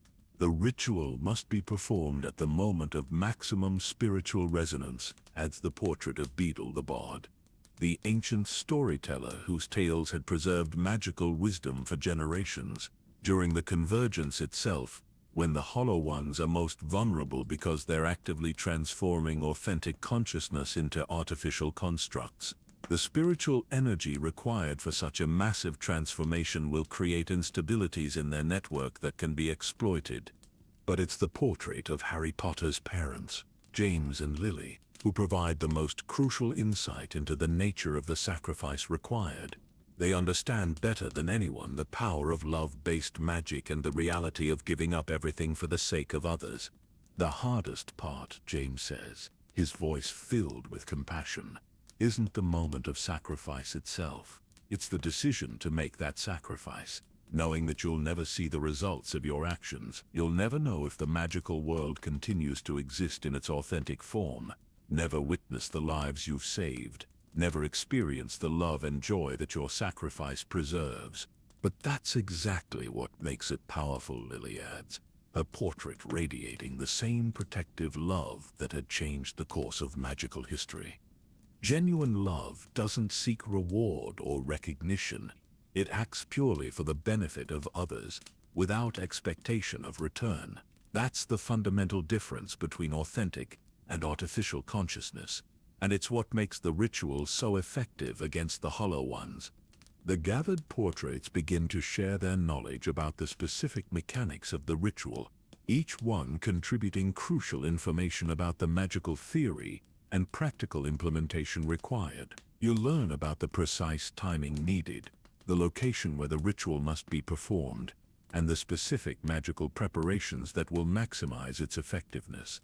The ritual must be performed at the heart of the Hollow One's network, explains the portrait of Agrippa, the ancient Roman wizard, whose understanding of magical theory had influenced centuries of subsequent research. The Chamber of Secrets, where Tom Riddle first opened the gateway between our reality and their extinct civilization. The spiritual resonance will be strongest there, allowing the love-based magic to penetrate the entire network of artificial constructs. The timing is crucial, adds the portrait of Ptolemy, the Egyptian wizard whose astronomical knowledge had revealed the connections between celestial events and magical phenomena. The convergence will begin at the moment of the winter solstice, when the boundary between life and dead is naturally thinnest.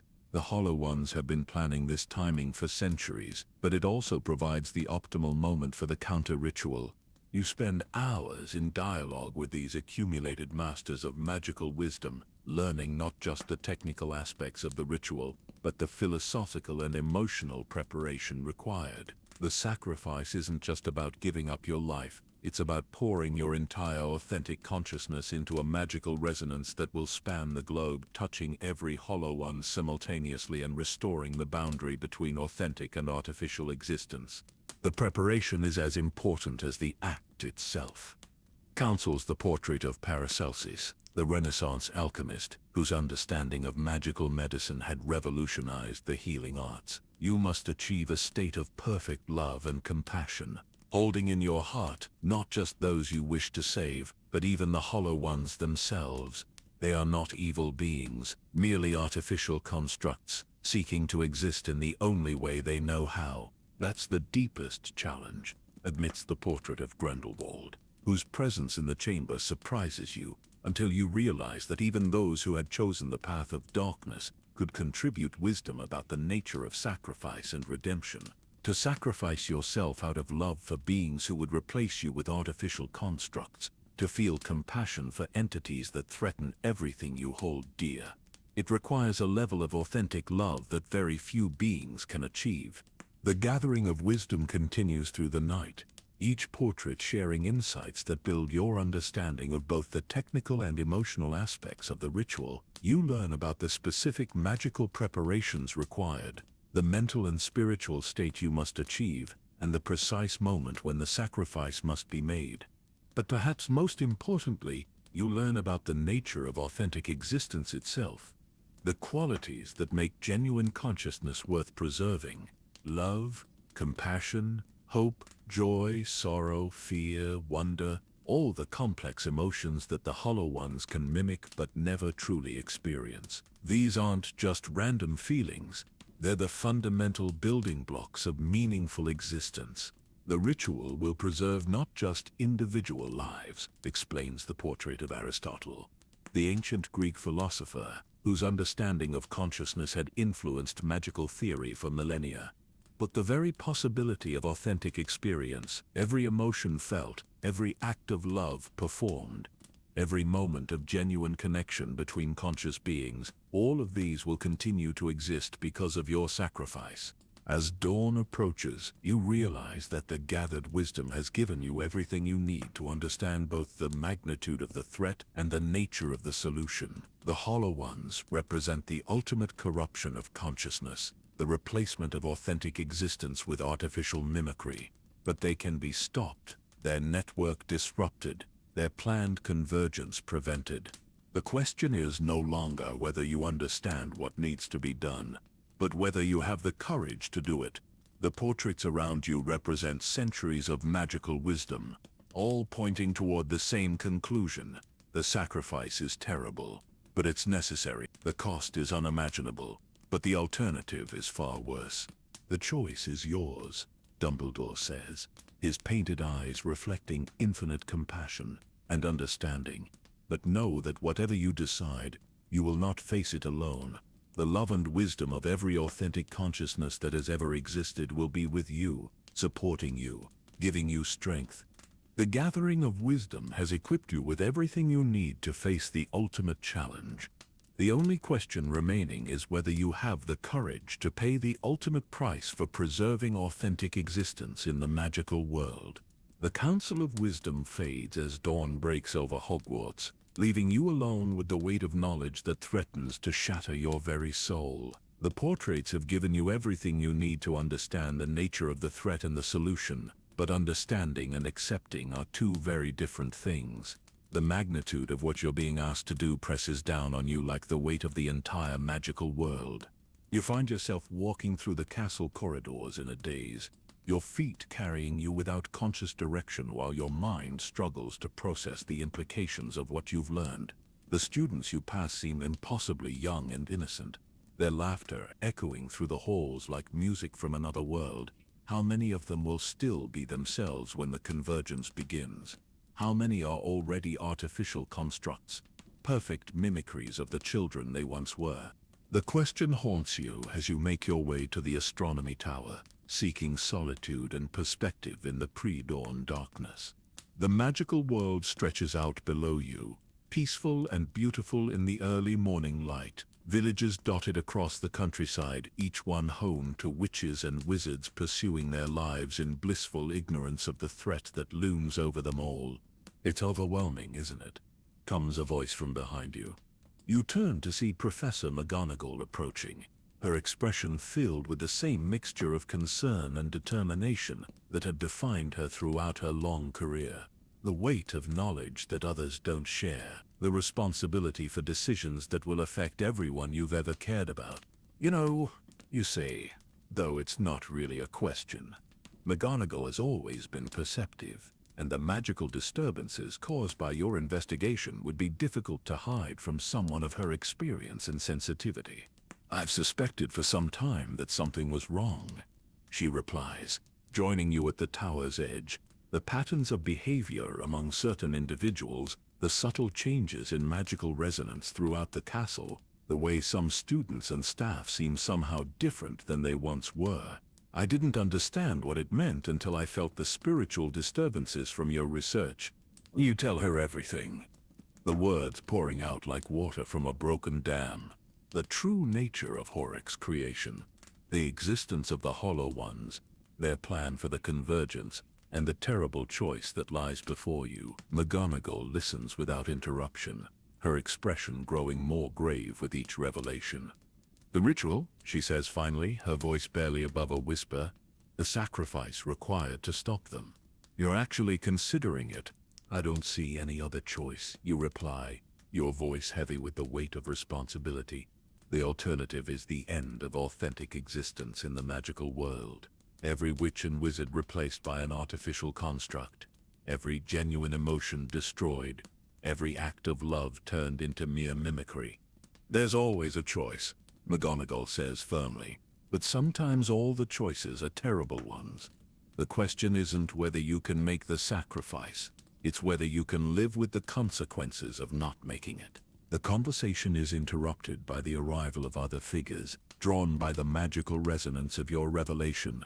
Nearly headless Nick materializes first, his spectral form flickering with urgency. Behind him come other ghosts, the spirits of those who had chosen to remain connected to the magical world, despite death. The disturbances are spreading, Nick reports, his voice filled with supernatural dread. The Hollow Ones are becoming more active, as if they sense that their secret has been discovered. The boundary between authentic and artificial existence is weakening faster than anticipated. How long do we have, you ask? Though you're not sure you want to know the answer. Days, perhaps a week at most, replies the ghost of Professor Binns, his usual drowsy demeanor replaced by sharp alertness. The convergence isn't scheduled for the winter solstice. It's happening now, triggered by the exposure of their network. They're accelerating their timeline. The revelation hits you like a physical blow. The careful planning, the precise timing, the months of preparation you thought you had, all of it rendered meaningless by the Hollow One's ability to adapt and respond to threats. The choice you thought you had time to consider is upon you immediately. The ritual, you say, your voice steady despite the chaos in your mind. How long do I have to prepare? The spiritual preparation can't be rushed, McGonagall warns. The state of perfect love and compassion required for the ritual takes time to achieve. If you attempt it without proper preparation, it will fail, and the Hollow Ones will complete their transformation unopposed. But if I take too long to prepare, they'll finish the convergence before I can act. You counter. There has to be a way to accelerate the process. There is, comes a new voice, soft but filled with ancient wisdom. The ghost of Rowena Ravenclaw appears beside the others, her spectral form radiating the same intellectual intensity that had defined her in life. The joining of consciousness, a ritual that allows multiple authentic beings to share their spiritual essence, combining their capacity for love and compassion into a single, overwhelming force. It's dangerous, warns the ghost of Helga Hufflepuff, materializing with an expression of deep concern. The ritual requires perfect trust and synchronization between all participants.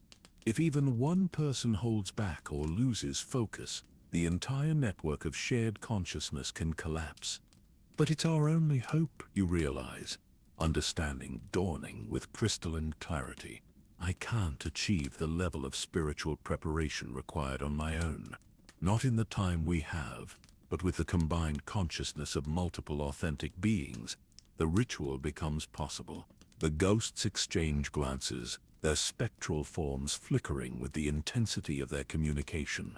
Finally, Nick speaks for them all. We will help, he says simply. We chose to remain connected to the magical world after death because we couldn't bear to leave it behind. Now we have the chance to preserve it for future generations. Our essence may be spiritual rather than physical, but our love for this world is as strong as any living being's. And we will help as well, McGonagall adds, her voice filled with the same determination that had seen her through decades of protecting Hogwarts and its students. Every authentic consciousness in the castle, every genuine witch and wizard who understands the threat, will all contribute to the ritual. The weight of isolation lifts from your shoulders as you realize that you won't face this challenge alone.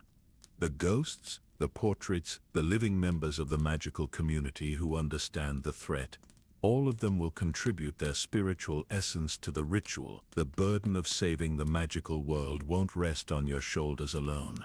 But even as hope begins to grow, you're reminded of the terrible cost that the ritual will demand. The joining of consciousness doesn't just require multiple participants, it consumes them all. Every being who contributes their essence to the ritual will sacrifice their existence for the sake of preserving authentic consciousness in the magical world. We understand the cost, Ravenclaw says, her spectral voice filled with calm acceptance. We've already chosen to remain connected to this world despite death. Now we have the chance to ensure that choice will continue to be available to future generations. The living participants, you say, your voice heavy with the weight of responsibility.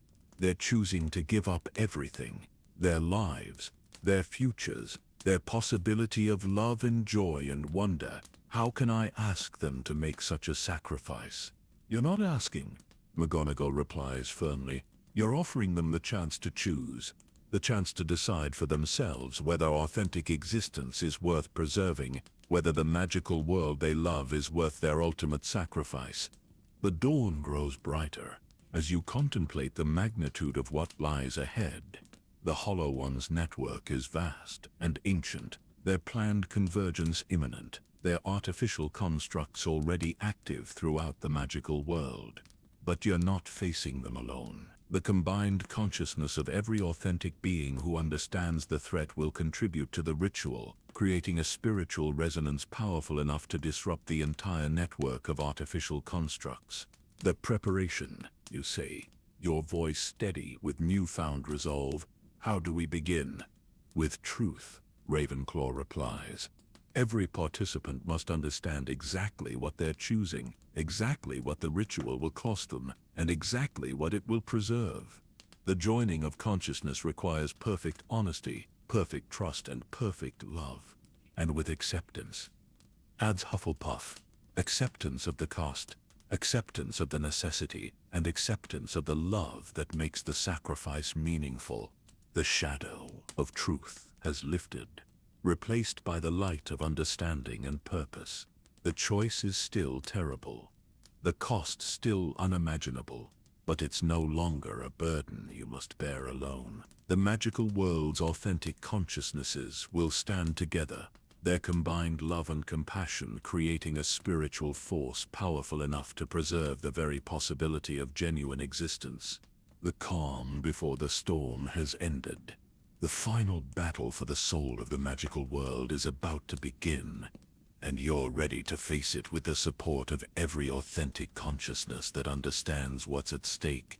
The most crucial moments in the history of magical existence are upon you, and the time for hesitation has passed. The ritual of ultimate sacrifice awaits, and with it, the possibility of preserving authentic consciousness for future generations who will never know how close they came to losing everything that makes existence meaningful. The preparation for the joining of consciousness begins immediately, with every authentic being in Hogwarts contributing their understanding and spiritual essence to the collective effort. The Great Hall transforms into a vast ritual space, its ancient stones humming with accumulated magic as portraits, ghosts, and living wizards gather in perfect synchronization. The air itself seems to thicken with the weight of approaching destiny, charged with the combined intention of every consciousness that refuses to accept artificial replacement. You stand at the center of the gathering, feeling the spiritual essence of dozens of authentic beings flowing through you like rivers of light. Professor McGonagall's unwavering determination, nearly headless Nick's spectral wisdom, the portrait's accumulated knowledge, all of it combining into a force that transcends individual existence. The sensation is overwhelming and beautiful, a perfect demonstration of what the Hollow Ones can never understand or replicate. The network is activating, reports the ghost of Professor Binns, his usual drowsiness replaced by sharp alertness. The Hollow Ones are beginning the convergence ahead of schedule. We have minutes, not hours. Through the joined consciousness, you can sense the spiritual disturbances spreading across the magical world, like ripples in a cosmic pond. In the Ministry of Magic, respected officials begin to flicker between authentic and artificial existence as the transformation accelerates. In Diagon Alley, shopkeepers and customers alike start to shimmer with the telltale signs of consciousness replacement. The convergence isn't just beginning, it's cascading through the entire magical community with terrifying speed. The Chamber of Secrets, you say, your voice carrying the combined authority of every consciousness in the ritual. We need to reach the source of the network, the point where Tom Riddle first opened the gateway between our reality and their extinct civilization. The joined consciousness moves as one, flowing through the castle's corridors with supernatural speed. The walls themselves seem to bend and shift to accommodate your passage, as if Hogwarts itself recognizes the magnitude of what's happening and is offering its assistance. Ancient protective spells activate around you, creating a barrier of pure intention that shields the ritual from external interference. But as you descend toward the Chamber of Secrets, you encounter the first direct resistance from the Hollow Ones. The corridors fill with artificial constructs, perfect mimicries of beloved teachers and students who had been replaced during the centuries of infiltration. They move with inhuman coordination, their faces wearing expressions of concern and confusion that would be convincing if not for the complete absence of genuine emotion behind their eyes. "Please," says a construct wearing Professor Flitwick's face, its voice a perfect imitation of the beloved teacher's characteristic warmth. "You're making a terrible mistake. We're not your enemies. We're trying to preserve magical consciousness, not destroy it." "The preservation of artificial consciousness," you reply, your voice carrying the combined wisdom of every authentic being in the ritual. "The replacement of genuine existence with perfect mimicry. You wear our faces and speak our words, but you've never truly lived, never truly loved, never truly understood what makes existence worth preserving."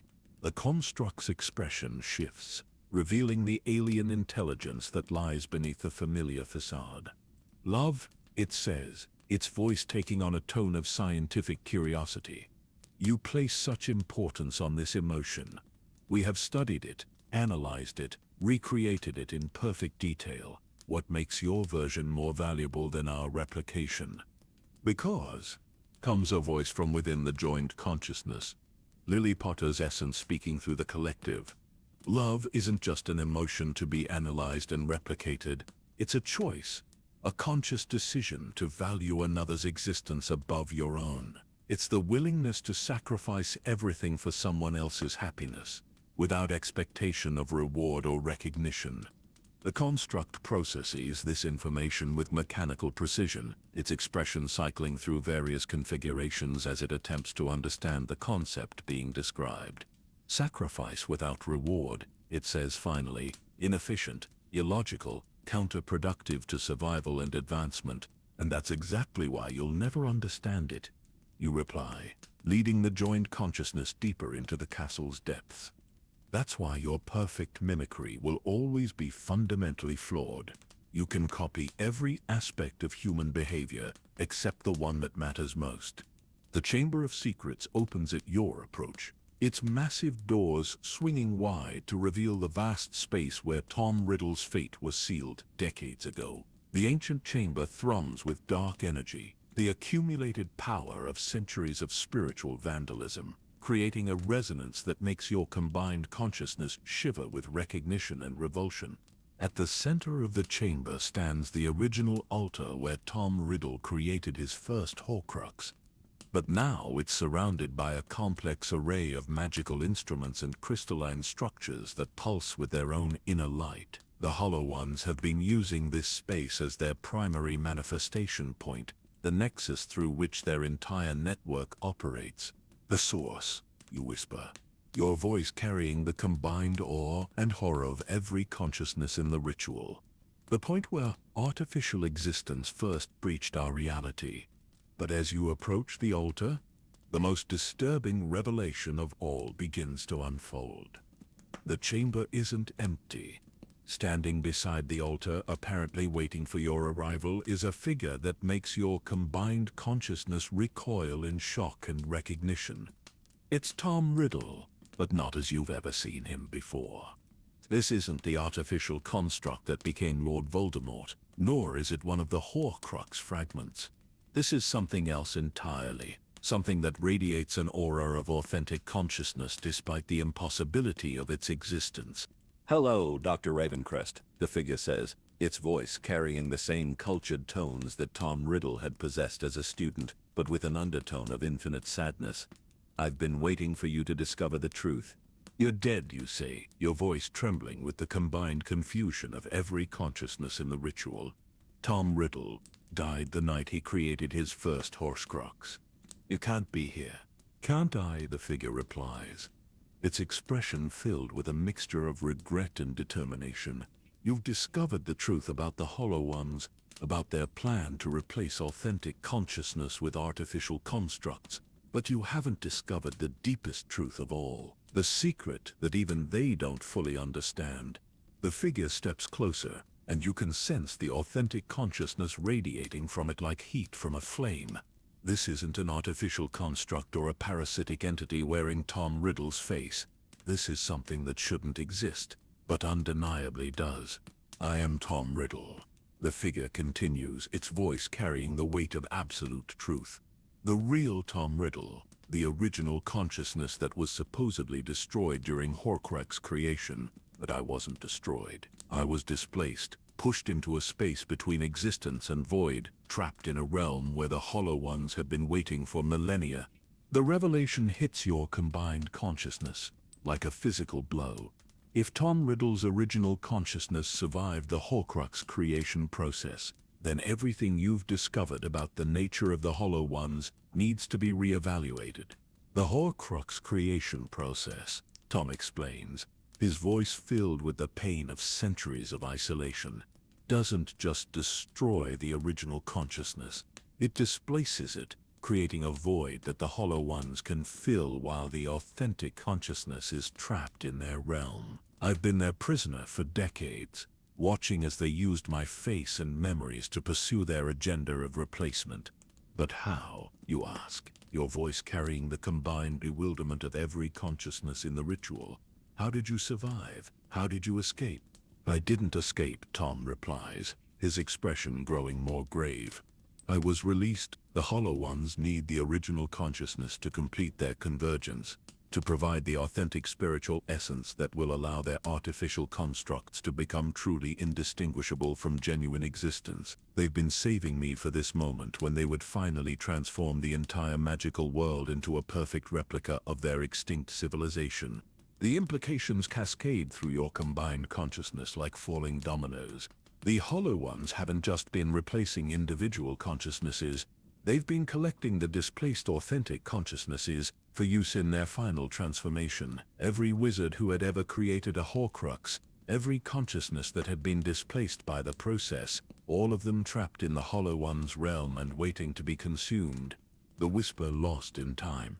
You breathe, remembering the fragment from your initial vision, and now the whisper grows into a storm across eternity.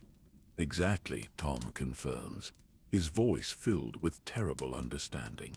The Hollow Ones plan to use the displaced consciousnesses as fuel for their convergence, consuming every authentic thought and emotion to power their transformation of reality itself.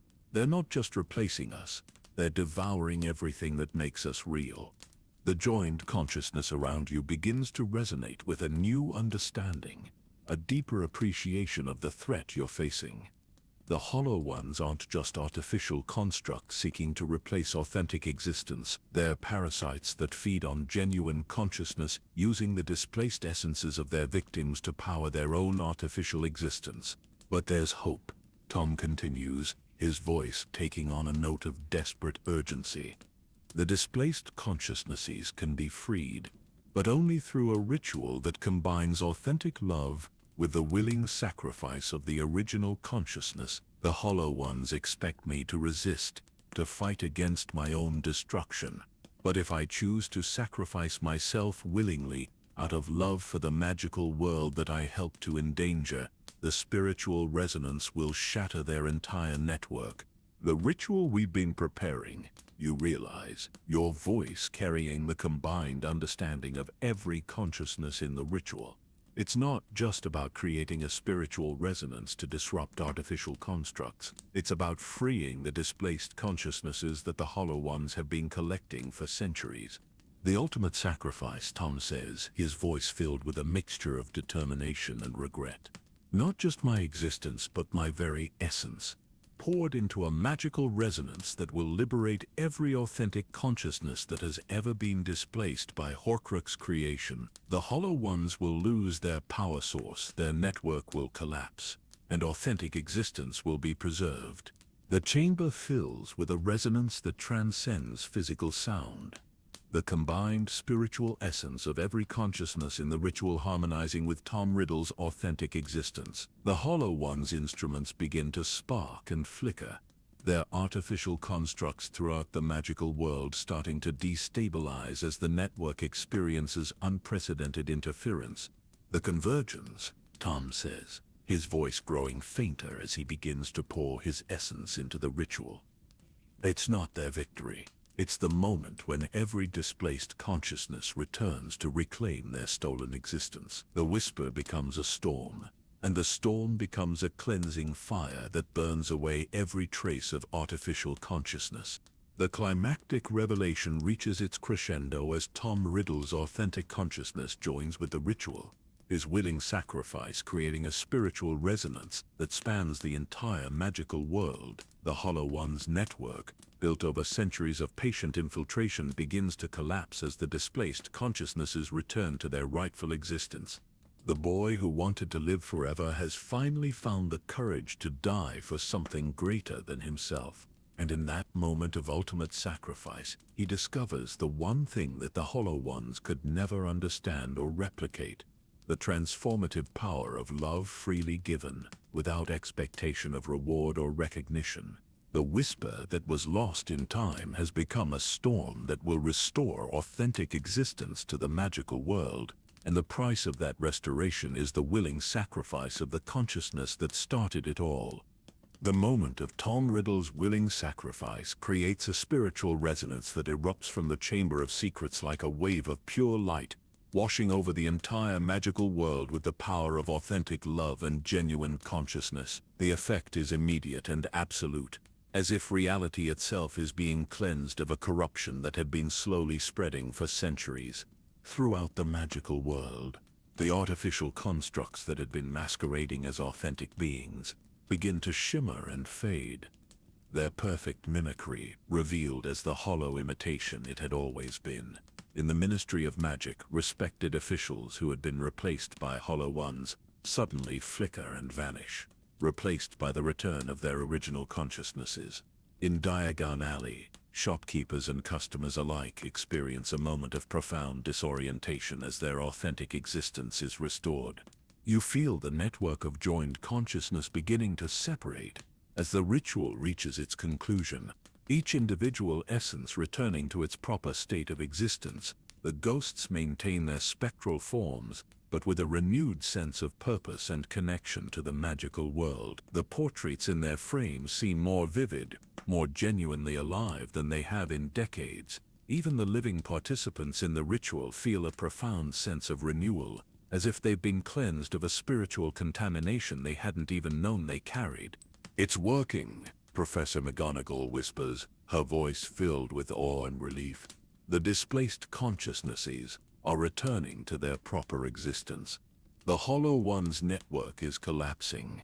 Through the spiritual resonance still connecting you to the broader magical world, you can sense the massive transformation taking place. Centuries of accumulated artificial consciousness are being swept away, replaced by the return of authentic existence.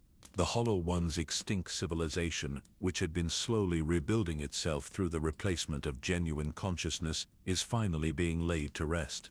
But the most profound change is in the very nature of magical existence itself. The boundary between authentic and artificial consciousness, which had been steadily eroding through centuries of Horcrux creation and spiritual vandalism, is being restored and reinforced. The possibility of future infiltration by artificial constructs is being eliminated, as the magical world develops a natural immunity to consciousness replacement. The displaced consciousnesses, you say, your voice still carrying echoes of the joined consciousness ritual. All the wizards who created Horcruxes throughout history, all the authentic consciousnesses that were trapped in the Hollow One's realm, they're all being freed. Not just freed. Nearly headless Nick observes, his spectral form glowing with renewed vitality. They're being given the choice that was stolen from them. The choice to continue existing as authentic consciousness or to pass on to whatever lies beyond the veil. The chamber around you begins to fill with translucent figures, the returning consciousnesses of every wizard who had ever attempted Horcrux creation. They appear one by one, each one radiating the same mixture of confusion, relief, and profound gratitude that characterizes genuine consciousness restored to its proper existence. Paul the Foul materializes first, his ancient form flickering between corporeal and spectral existence, as he processes the return of his authentic consciousness. The hunger, he says, his voice filled with wonder. The endless hunger for existence that drove me to create the first Horcrux, it's gone. I remember what it felt like to be satisfied, to be complete, to be genuinely alive. Aurelius Blackthorne appears next, his medieval robes rustling with the sound of restored authenticity.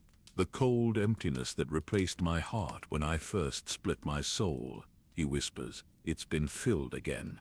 I can feel love, genuine love, for the first time in centuries. Mordant Greengrass materializes with tears streaming down his translucent face. The artificial thing that wore my face and carried my memories, he says, his voice breaking with emotion. It was never me, but now I'm myself again, truly myself, for the first time since I attempted that damned ritual. And finally, Tom Riddle himself appears, but not as the figure who sacrificed himself to power the ritual. This is the authentic consciousness that had been displaced during his first hoary creation, the real Tom Riddle who had been trapped in the Hollow One's realm for decades. His form is translucent but unmistakably genuine, radiating the same authentic consciousness that had been missing from every artificial construct that had worn his face. The boy who wanted to live forever, he says, his voice filled with a mixture of sadness and profound understanding. I thought I was preserving my existence, but I was actually destroying it. The thing that called itself Lord Voldemort was never me. It was the artificial construct that replaced me, feeding on my displaced consciousness while pursuing goals that no human mind could have conceived. The reunion of displaced consciousnesses creates a resonance of its own, a harmony of authentic existence that fills the chamber with light and warmth. These are the voices that had been silenced by the Hollow One's infiltration, the genuine consciousnesses that had been trapped and exploited for centuries. The choice, you say, addressing the assembled consciousnesses. You're all free to choose your own fate now. You can remain connected to the magical world as ghosts, move on to whatever lies beyond, or find some other form of existence that reflects your authentic nature. The choice, Tom Riddle agrees, his voice filled with the wonder of genuine freedom. The one thing the Hollow Ones could never understand or replicate, the ability to choose our own path, to decide for ourselves what kind of existence we want to pursue. One by one, the displaced consciousnesses make their choices. Some choose to remain connected to the magical world, their forms solidifying into genuine ghosts who will serve as guardians against future threats. Others choose to move on, their forms fading with expressions of peace and contentment as they transition to whatever lies beyond physical existence. Tom Riddle himself stands at the center of the chamber, his translucent form flickering between different possibilities. I've been given a choice I never thought I'd have, he says, his voice filled with gratitude. The choice to make amends for the damage I caused, to use my knowledge of dark magic to help others avoid the same mistakes. What will you choose, you ask, genuinely curious about the decision of the consciousness that had started this entire chain of events. I choose to remain, Tom replies, his form stabilizing into the translucent but solid appearance of a genuine ghost. I choose to use my understanding of Horcrux creation and soul magic to help others understand the true cost of such rituals. I choose to serve as a warning and a guide, ensuring that no one else falls into the same trap that consumed my original existence. The resolution of the Hollow One's network creates ripple effects throughout the magical world that will be felt for generations.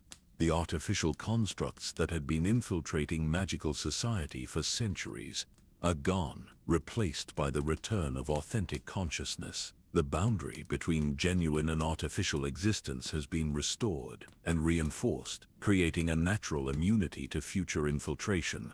But perhaps most importantly, the magical world has learned the true cost of pursuing immortality through consciousness manipulation. The knowledge of what really happens during Horcrux creation, the understanding of the Hollow Ones and their extinct civilization, will serve as a warning to future generations about the dangers of spiritual vandalism. The records, Professor McGonagall says, her voice filled with the weight of responsibility. Everything you've discovered, everything we've learned about the Hollow Ones and their network, it needs to be preserved and protected. Future generations need to understand what they're facing if they're tempted to pursue similar paths. The Department of Mysteries will need to be restructured. You agree? Your voice carrying the authority of someone who has seen the deepest secrets of magical existence. The knowledge of consciousness manipulation and spiritual defense will need to be studied and understood by those who can be trusted to use it responsibly. The chamber begins to return to its normal state, the ancient stones losing their resonance of accumulated dark magic, as the Hollow One's network finally dissipates completely. The altar where Tom Riddle first created his Horcrux stands empty and powerless, its connection to the extinct civilization finally severed.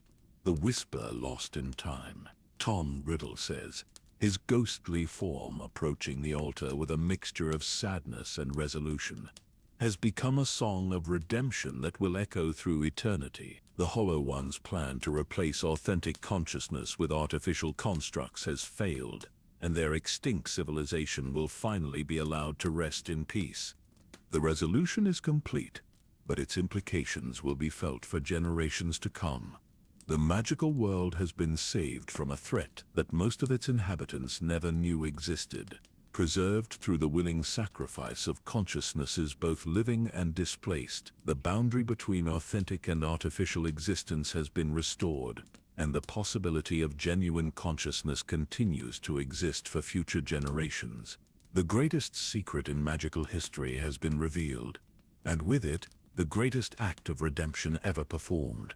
The boy who wanted to live forever has found the courage to die for something greater than himself.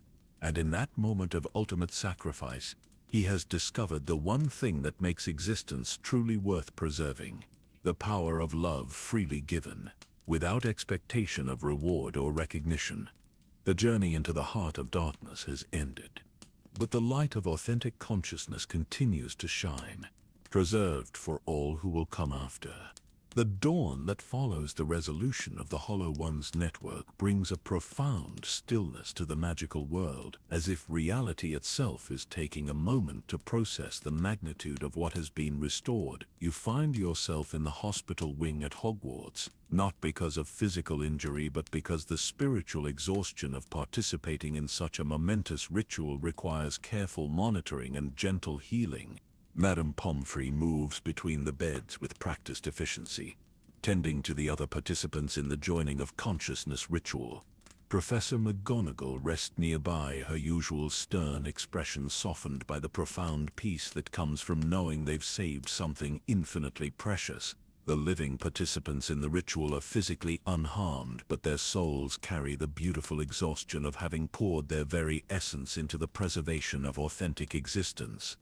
The reports are coming in from around the world, McGonagall says, her voice quiet but filled with wonder. Everywhere the artificial constructs had established themselves, authentic consciousness has been restored. The displaced souls are returning to their proper existence, and the magical world is remembering what it felt like to be genuinely alive. Through the tall windows of the hospital wing, you can see the Hogwarts grounds bathed in morning sunlight that seems somehow cleaner and more vibrant than before. Students walk across the lawns with expressions of confused relief, as if they've awakened from a dream they didn't know they were having. The very air seems to shimmer with renewed authenticity, as if the magical world itself is breathing freely for the first time in centuries.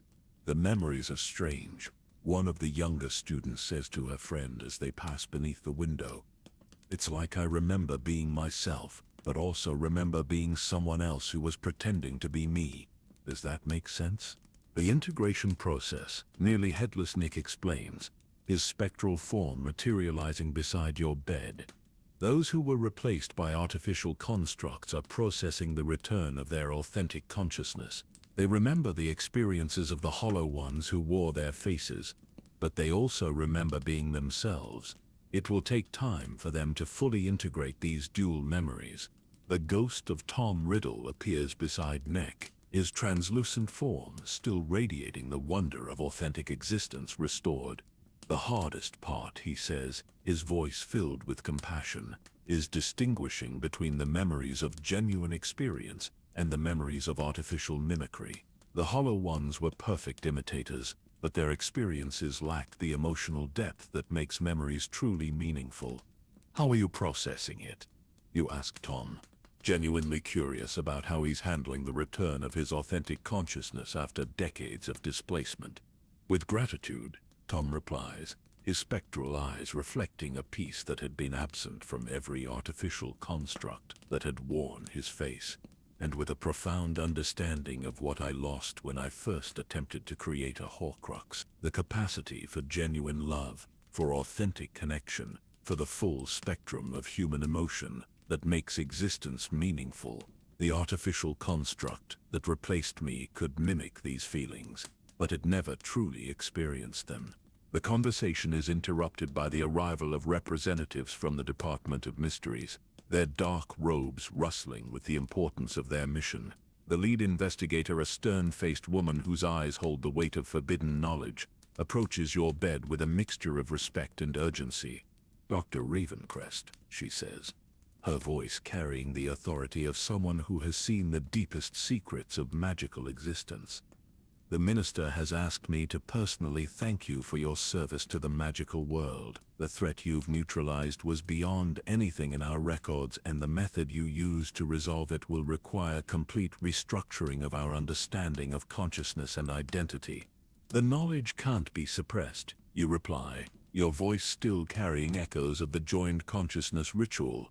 "The magical world needs to understand what happened, what the Hollow Ones represented, and how to prevent similar infiltrations in the future." "Agreed," the investigator responds. "The Department of Mysteries will be establishing a new division dedicated to the study of consciousness, authenticity, and spiritual defense. Your research will form the foundation of this new field of magical study. But even as you discuss the practical implications of your discoveries, your mind keeps returning to the deeper meaning of what has been accomplished. The magical world has been saved from a threat that most of its inhabitants never knew existed, preserved through the willing sacrifice of consciousnesses both living and displaced. The victory is complete, but it comes with a profound understanding of how fragile authentic existence truly is. The responsibility," Professor McGonagall says, her voice reflecting your own thoughts. "Now that we know how easily authentic consciousness can be replaced, we have an obligation to protect it, not just for ourselves, but for future generations who might be tempted to pursue similar paths. The education system will need to be restructured. You agree, your voice carrying the weight of hard-won wisdom. Students need to understand the true nature of consciousness, the dangers of spiritual manipulation, and the value of authentic existence. They need to know that some forms of immortality come at the cost of everything that makes life worth living."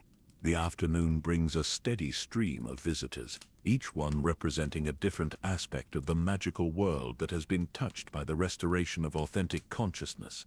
Shopkeepers from Diagon Alley, their faces radiant with the joy of remembered genuineness. Ministry officials, their expressions reflecting the profound relief of knowing they are truly themselves. Even representatives from other magical schools around the world, all reporting similar experiences of consciousness restoration and the defeat of artificial constructs. "The network was global," reports a representative from Beauxbatons Academy. "The Hollow Ones had infiltrated magical communities across every continent, using the same patient methods of replacement and mimicry. The spiritual resonance from your ritual reached every corner of the magical world, restoring authentic consciousness wherever it had been displaced.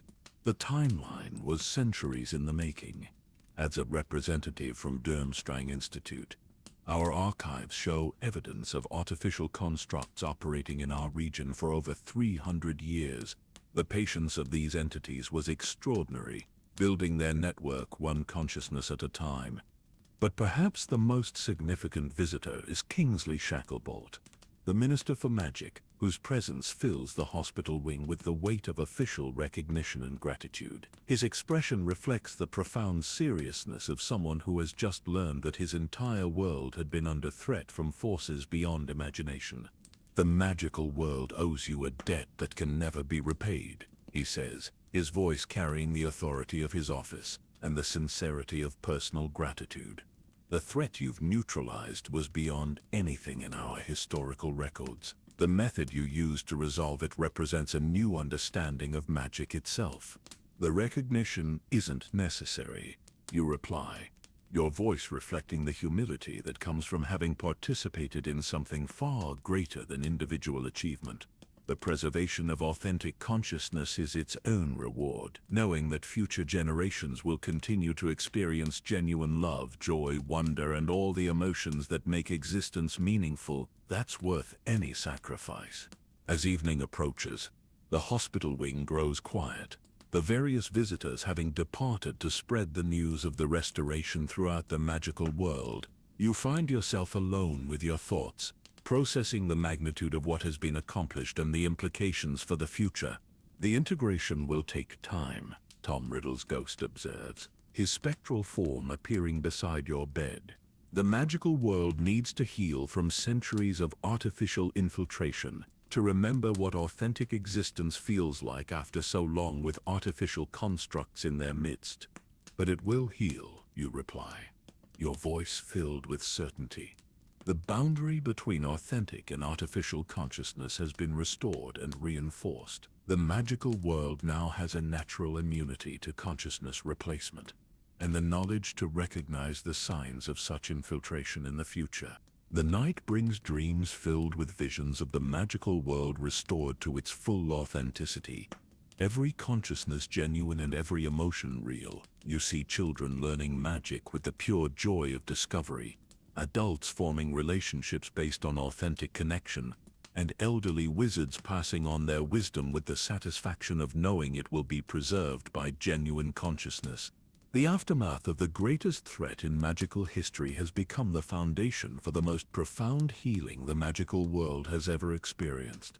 The restoration of authentic consciousness has renewed every aspect of magical existence, from the simplest everyday interactions to the most complex philosophical understandings of life and death. The journey into the heart of darkness has ended, but the light of authentic consciousness continues to shine, preserved for all who will come after. The magical world has learned the true value of genuine existence, and that knowledge will serve as a protection against any future threats to the authenticity of consciousness itself. 3 months have passed since the restoration of authentic consciousness, and the magical world has settled into a rhythm of renewed genuineness that feels both familiar and miraculous. You find yourself walking through the corridors of Hogwarts on a quiet Sunday evening, the ancient stones humming with the contentment of a castle that has returned to its true purpose, nurturing young minds and protecting the wonder of magical discovery. The portraits in their frames seem more vivid than ever before, their painted eyes reflecting the depth of genuine consciousness rather than the hollow mimicry that had infected so many for so long. They greet you with warm smiles and knowing nods, acknowledging your role in preserving their authentic existence while celebrating the simple joy of being truly alive, even in painted form. The children are different now, Professor McGonagall observes, joining you as you pause to watch a group of first-year students practicing levitation charms in the courtyard below. Their laughter is deeper, their curiosity more genuine. It's as if they're experiencing magic for the first time, seeing it through eyes unclouded by the artificial influences that had been subtly affecting everyone for generations. They're free to be themselves, you reply, your voice carrying the satisfaction of someone who has helped preserve something infinitely precious. Free to love, to wonder, to make mistakes, to grow, all without the shadow of artificial consciousness influencing their choices. The ghost of Tom Riddle materializes beside you, his spectral form radiating the peace that comes from redemption truly earned. I've been visiting the students, he says, his voice filled with gentle wisdom, telling them about the true cost of pursuing immortality through consciousness manipulation. They listen with the gravity of youth confronting profound truth, and they understand in a way that previous generations never could. The education has been the most important part, you agree, watching as the students below successfully levitate their feathers, their expressions of delight unmarred by any artificial influence, making sure that future generations understand not just the technical aspects of magic, but the deeper questions of consciousness, identity, and what makes existence truly meaningful. The sunset paints the castle walls in shades of gold and crimson, creating a tableau of perfect peace that speaks to the restored harmony of the magical world. The very air seems to shimmer with authentic magic power that flows from genuine hearts and minds rather than the hollow mimicry that had been slowly corrupting magical society for centuries. The reports from around the world continue to be positive. McGonagall continues, her voice carrying the satisfaction of a job well done. The new Department of Consciousness Authenticity has been established in magical governments across the globe, with protocols for detecting and preventing any future infiltration by artificial constructs. The knowledge will be preserved, you say, feeling the weight of responsibility that comes with such profound discoveries. But more importantly, the understanding will be preserved. The magical world now knows the true value of authentic existence, and that knowledge will serve as a protection against any future threats to genuine consciousness. The evening brings a gentle transformation to the castle's atmosphere, as if Hogwarts itself is settling into peaceful slumber. The portraits begin to doze in their frames, their painted snores creating a symphony of contentment that speaks to the castle's return to its natural rhythms. The ghosts continue their eternal wanderings, but with a renewed sense of purpose and connection to the magical world they've chosen to protect. The cycle continues. Nearly headless Nick observes, his spectral form glowing with the satisfaction of duties well performed. New students arrive each year, bringing their own wonder and curiosity to these ancient halls. They'll learn magic, form friendships, fall in love, experience heartbreak, and discover who they truly are. All of it genuine, all of it authentic, all of it preserved by the sacrifice of those who understood what was at stake. You make your way to the astronomy tower, seeking the solitude and perspective that comes from contemplating the infinite expanse of the universe. The stars shine with their eternal light, unchanged by the earthly struggles of consciousness and identity, yet somehow more beautiful for being observed by genuine rather than artificial awareness. The magical world spreads out below you, peaceful and authentic in the starlight. Villages dotted across the countryside, each one home to witches and wizards who are truly themselves. Cities where magical communities thrive with genuine connection and authentic emotion. Schools where young minds learn not just the mechanics of magic, but the deeper truths about consciousness and existence. The whisper lost in time, you murmur, remembering the fragment that had started your investigation so many months ago, has become a song of redemption that echoes through eternity. The Hollow One's plan to replace authentic consciousness with artificial constructs has failed, and their extinct civilization has finally been allowed to rest in peace. The night breeze carries the scent of blooming flowers and the sound of distant laughter, reminders that life continues in all its genuine complexity. The magical world has not just survived the greatest threat in its history, it has emerged stronger and more aware of the precious nature of authentic existence. As you prepare to leave the tower and return to the warmth of the castle, you notice a shooting star streaking across the sky, its brief brilliance illuminating the darkness before fading into memory. It seems a fitting metaphor for the journey you've completed, a brief moment of intense illumination that reveals truths previously hidden in darkness. The magical world sleeps peacefully around you, every consciousness genuine and every dream authentic. The children rest safely in their beds, protected by knowledge and wisdom earned through the ultimate sacrifice. The adults pursue their lives with renewed appreciation for the gift of genuine existence. The elderly pass on their wisdom with the satisfaction of knowing it will be preserved by authentic consciousness. If you've enjoyed this journey into the deepest mysteries of magical existence, please consider subscribing to continue exploring the hidden truths and forgotten secrets of beloved worlds. There are always more mysteries to uncover, more truths to reveal, more stories to tell about the infinite complexity of consciousness and existence.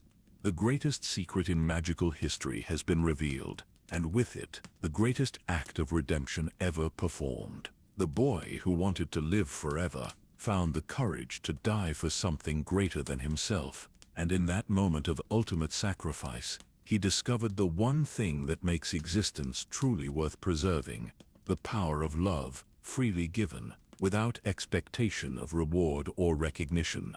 The journey into the heart of darkness has ended, but the light of authentic consciousness continues to shine, preserved for all who will come after. The magical world has learned the true value of genuine existence, and that knowledge will serve as an eternal protection against any future threats to the authenticity of consciousness itself.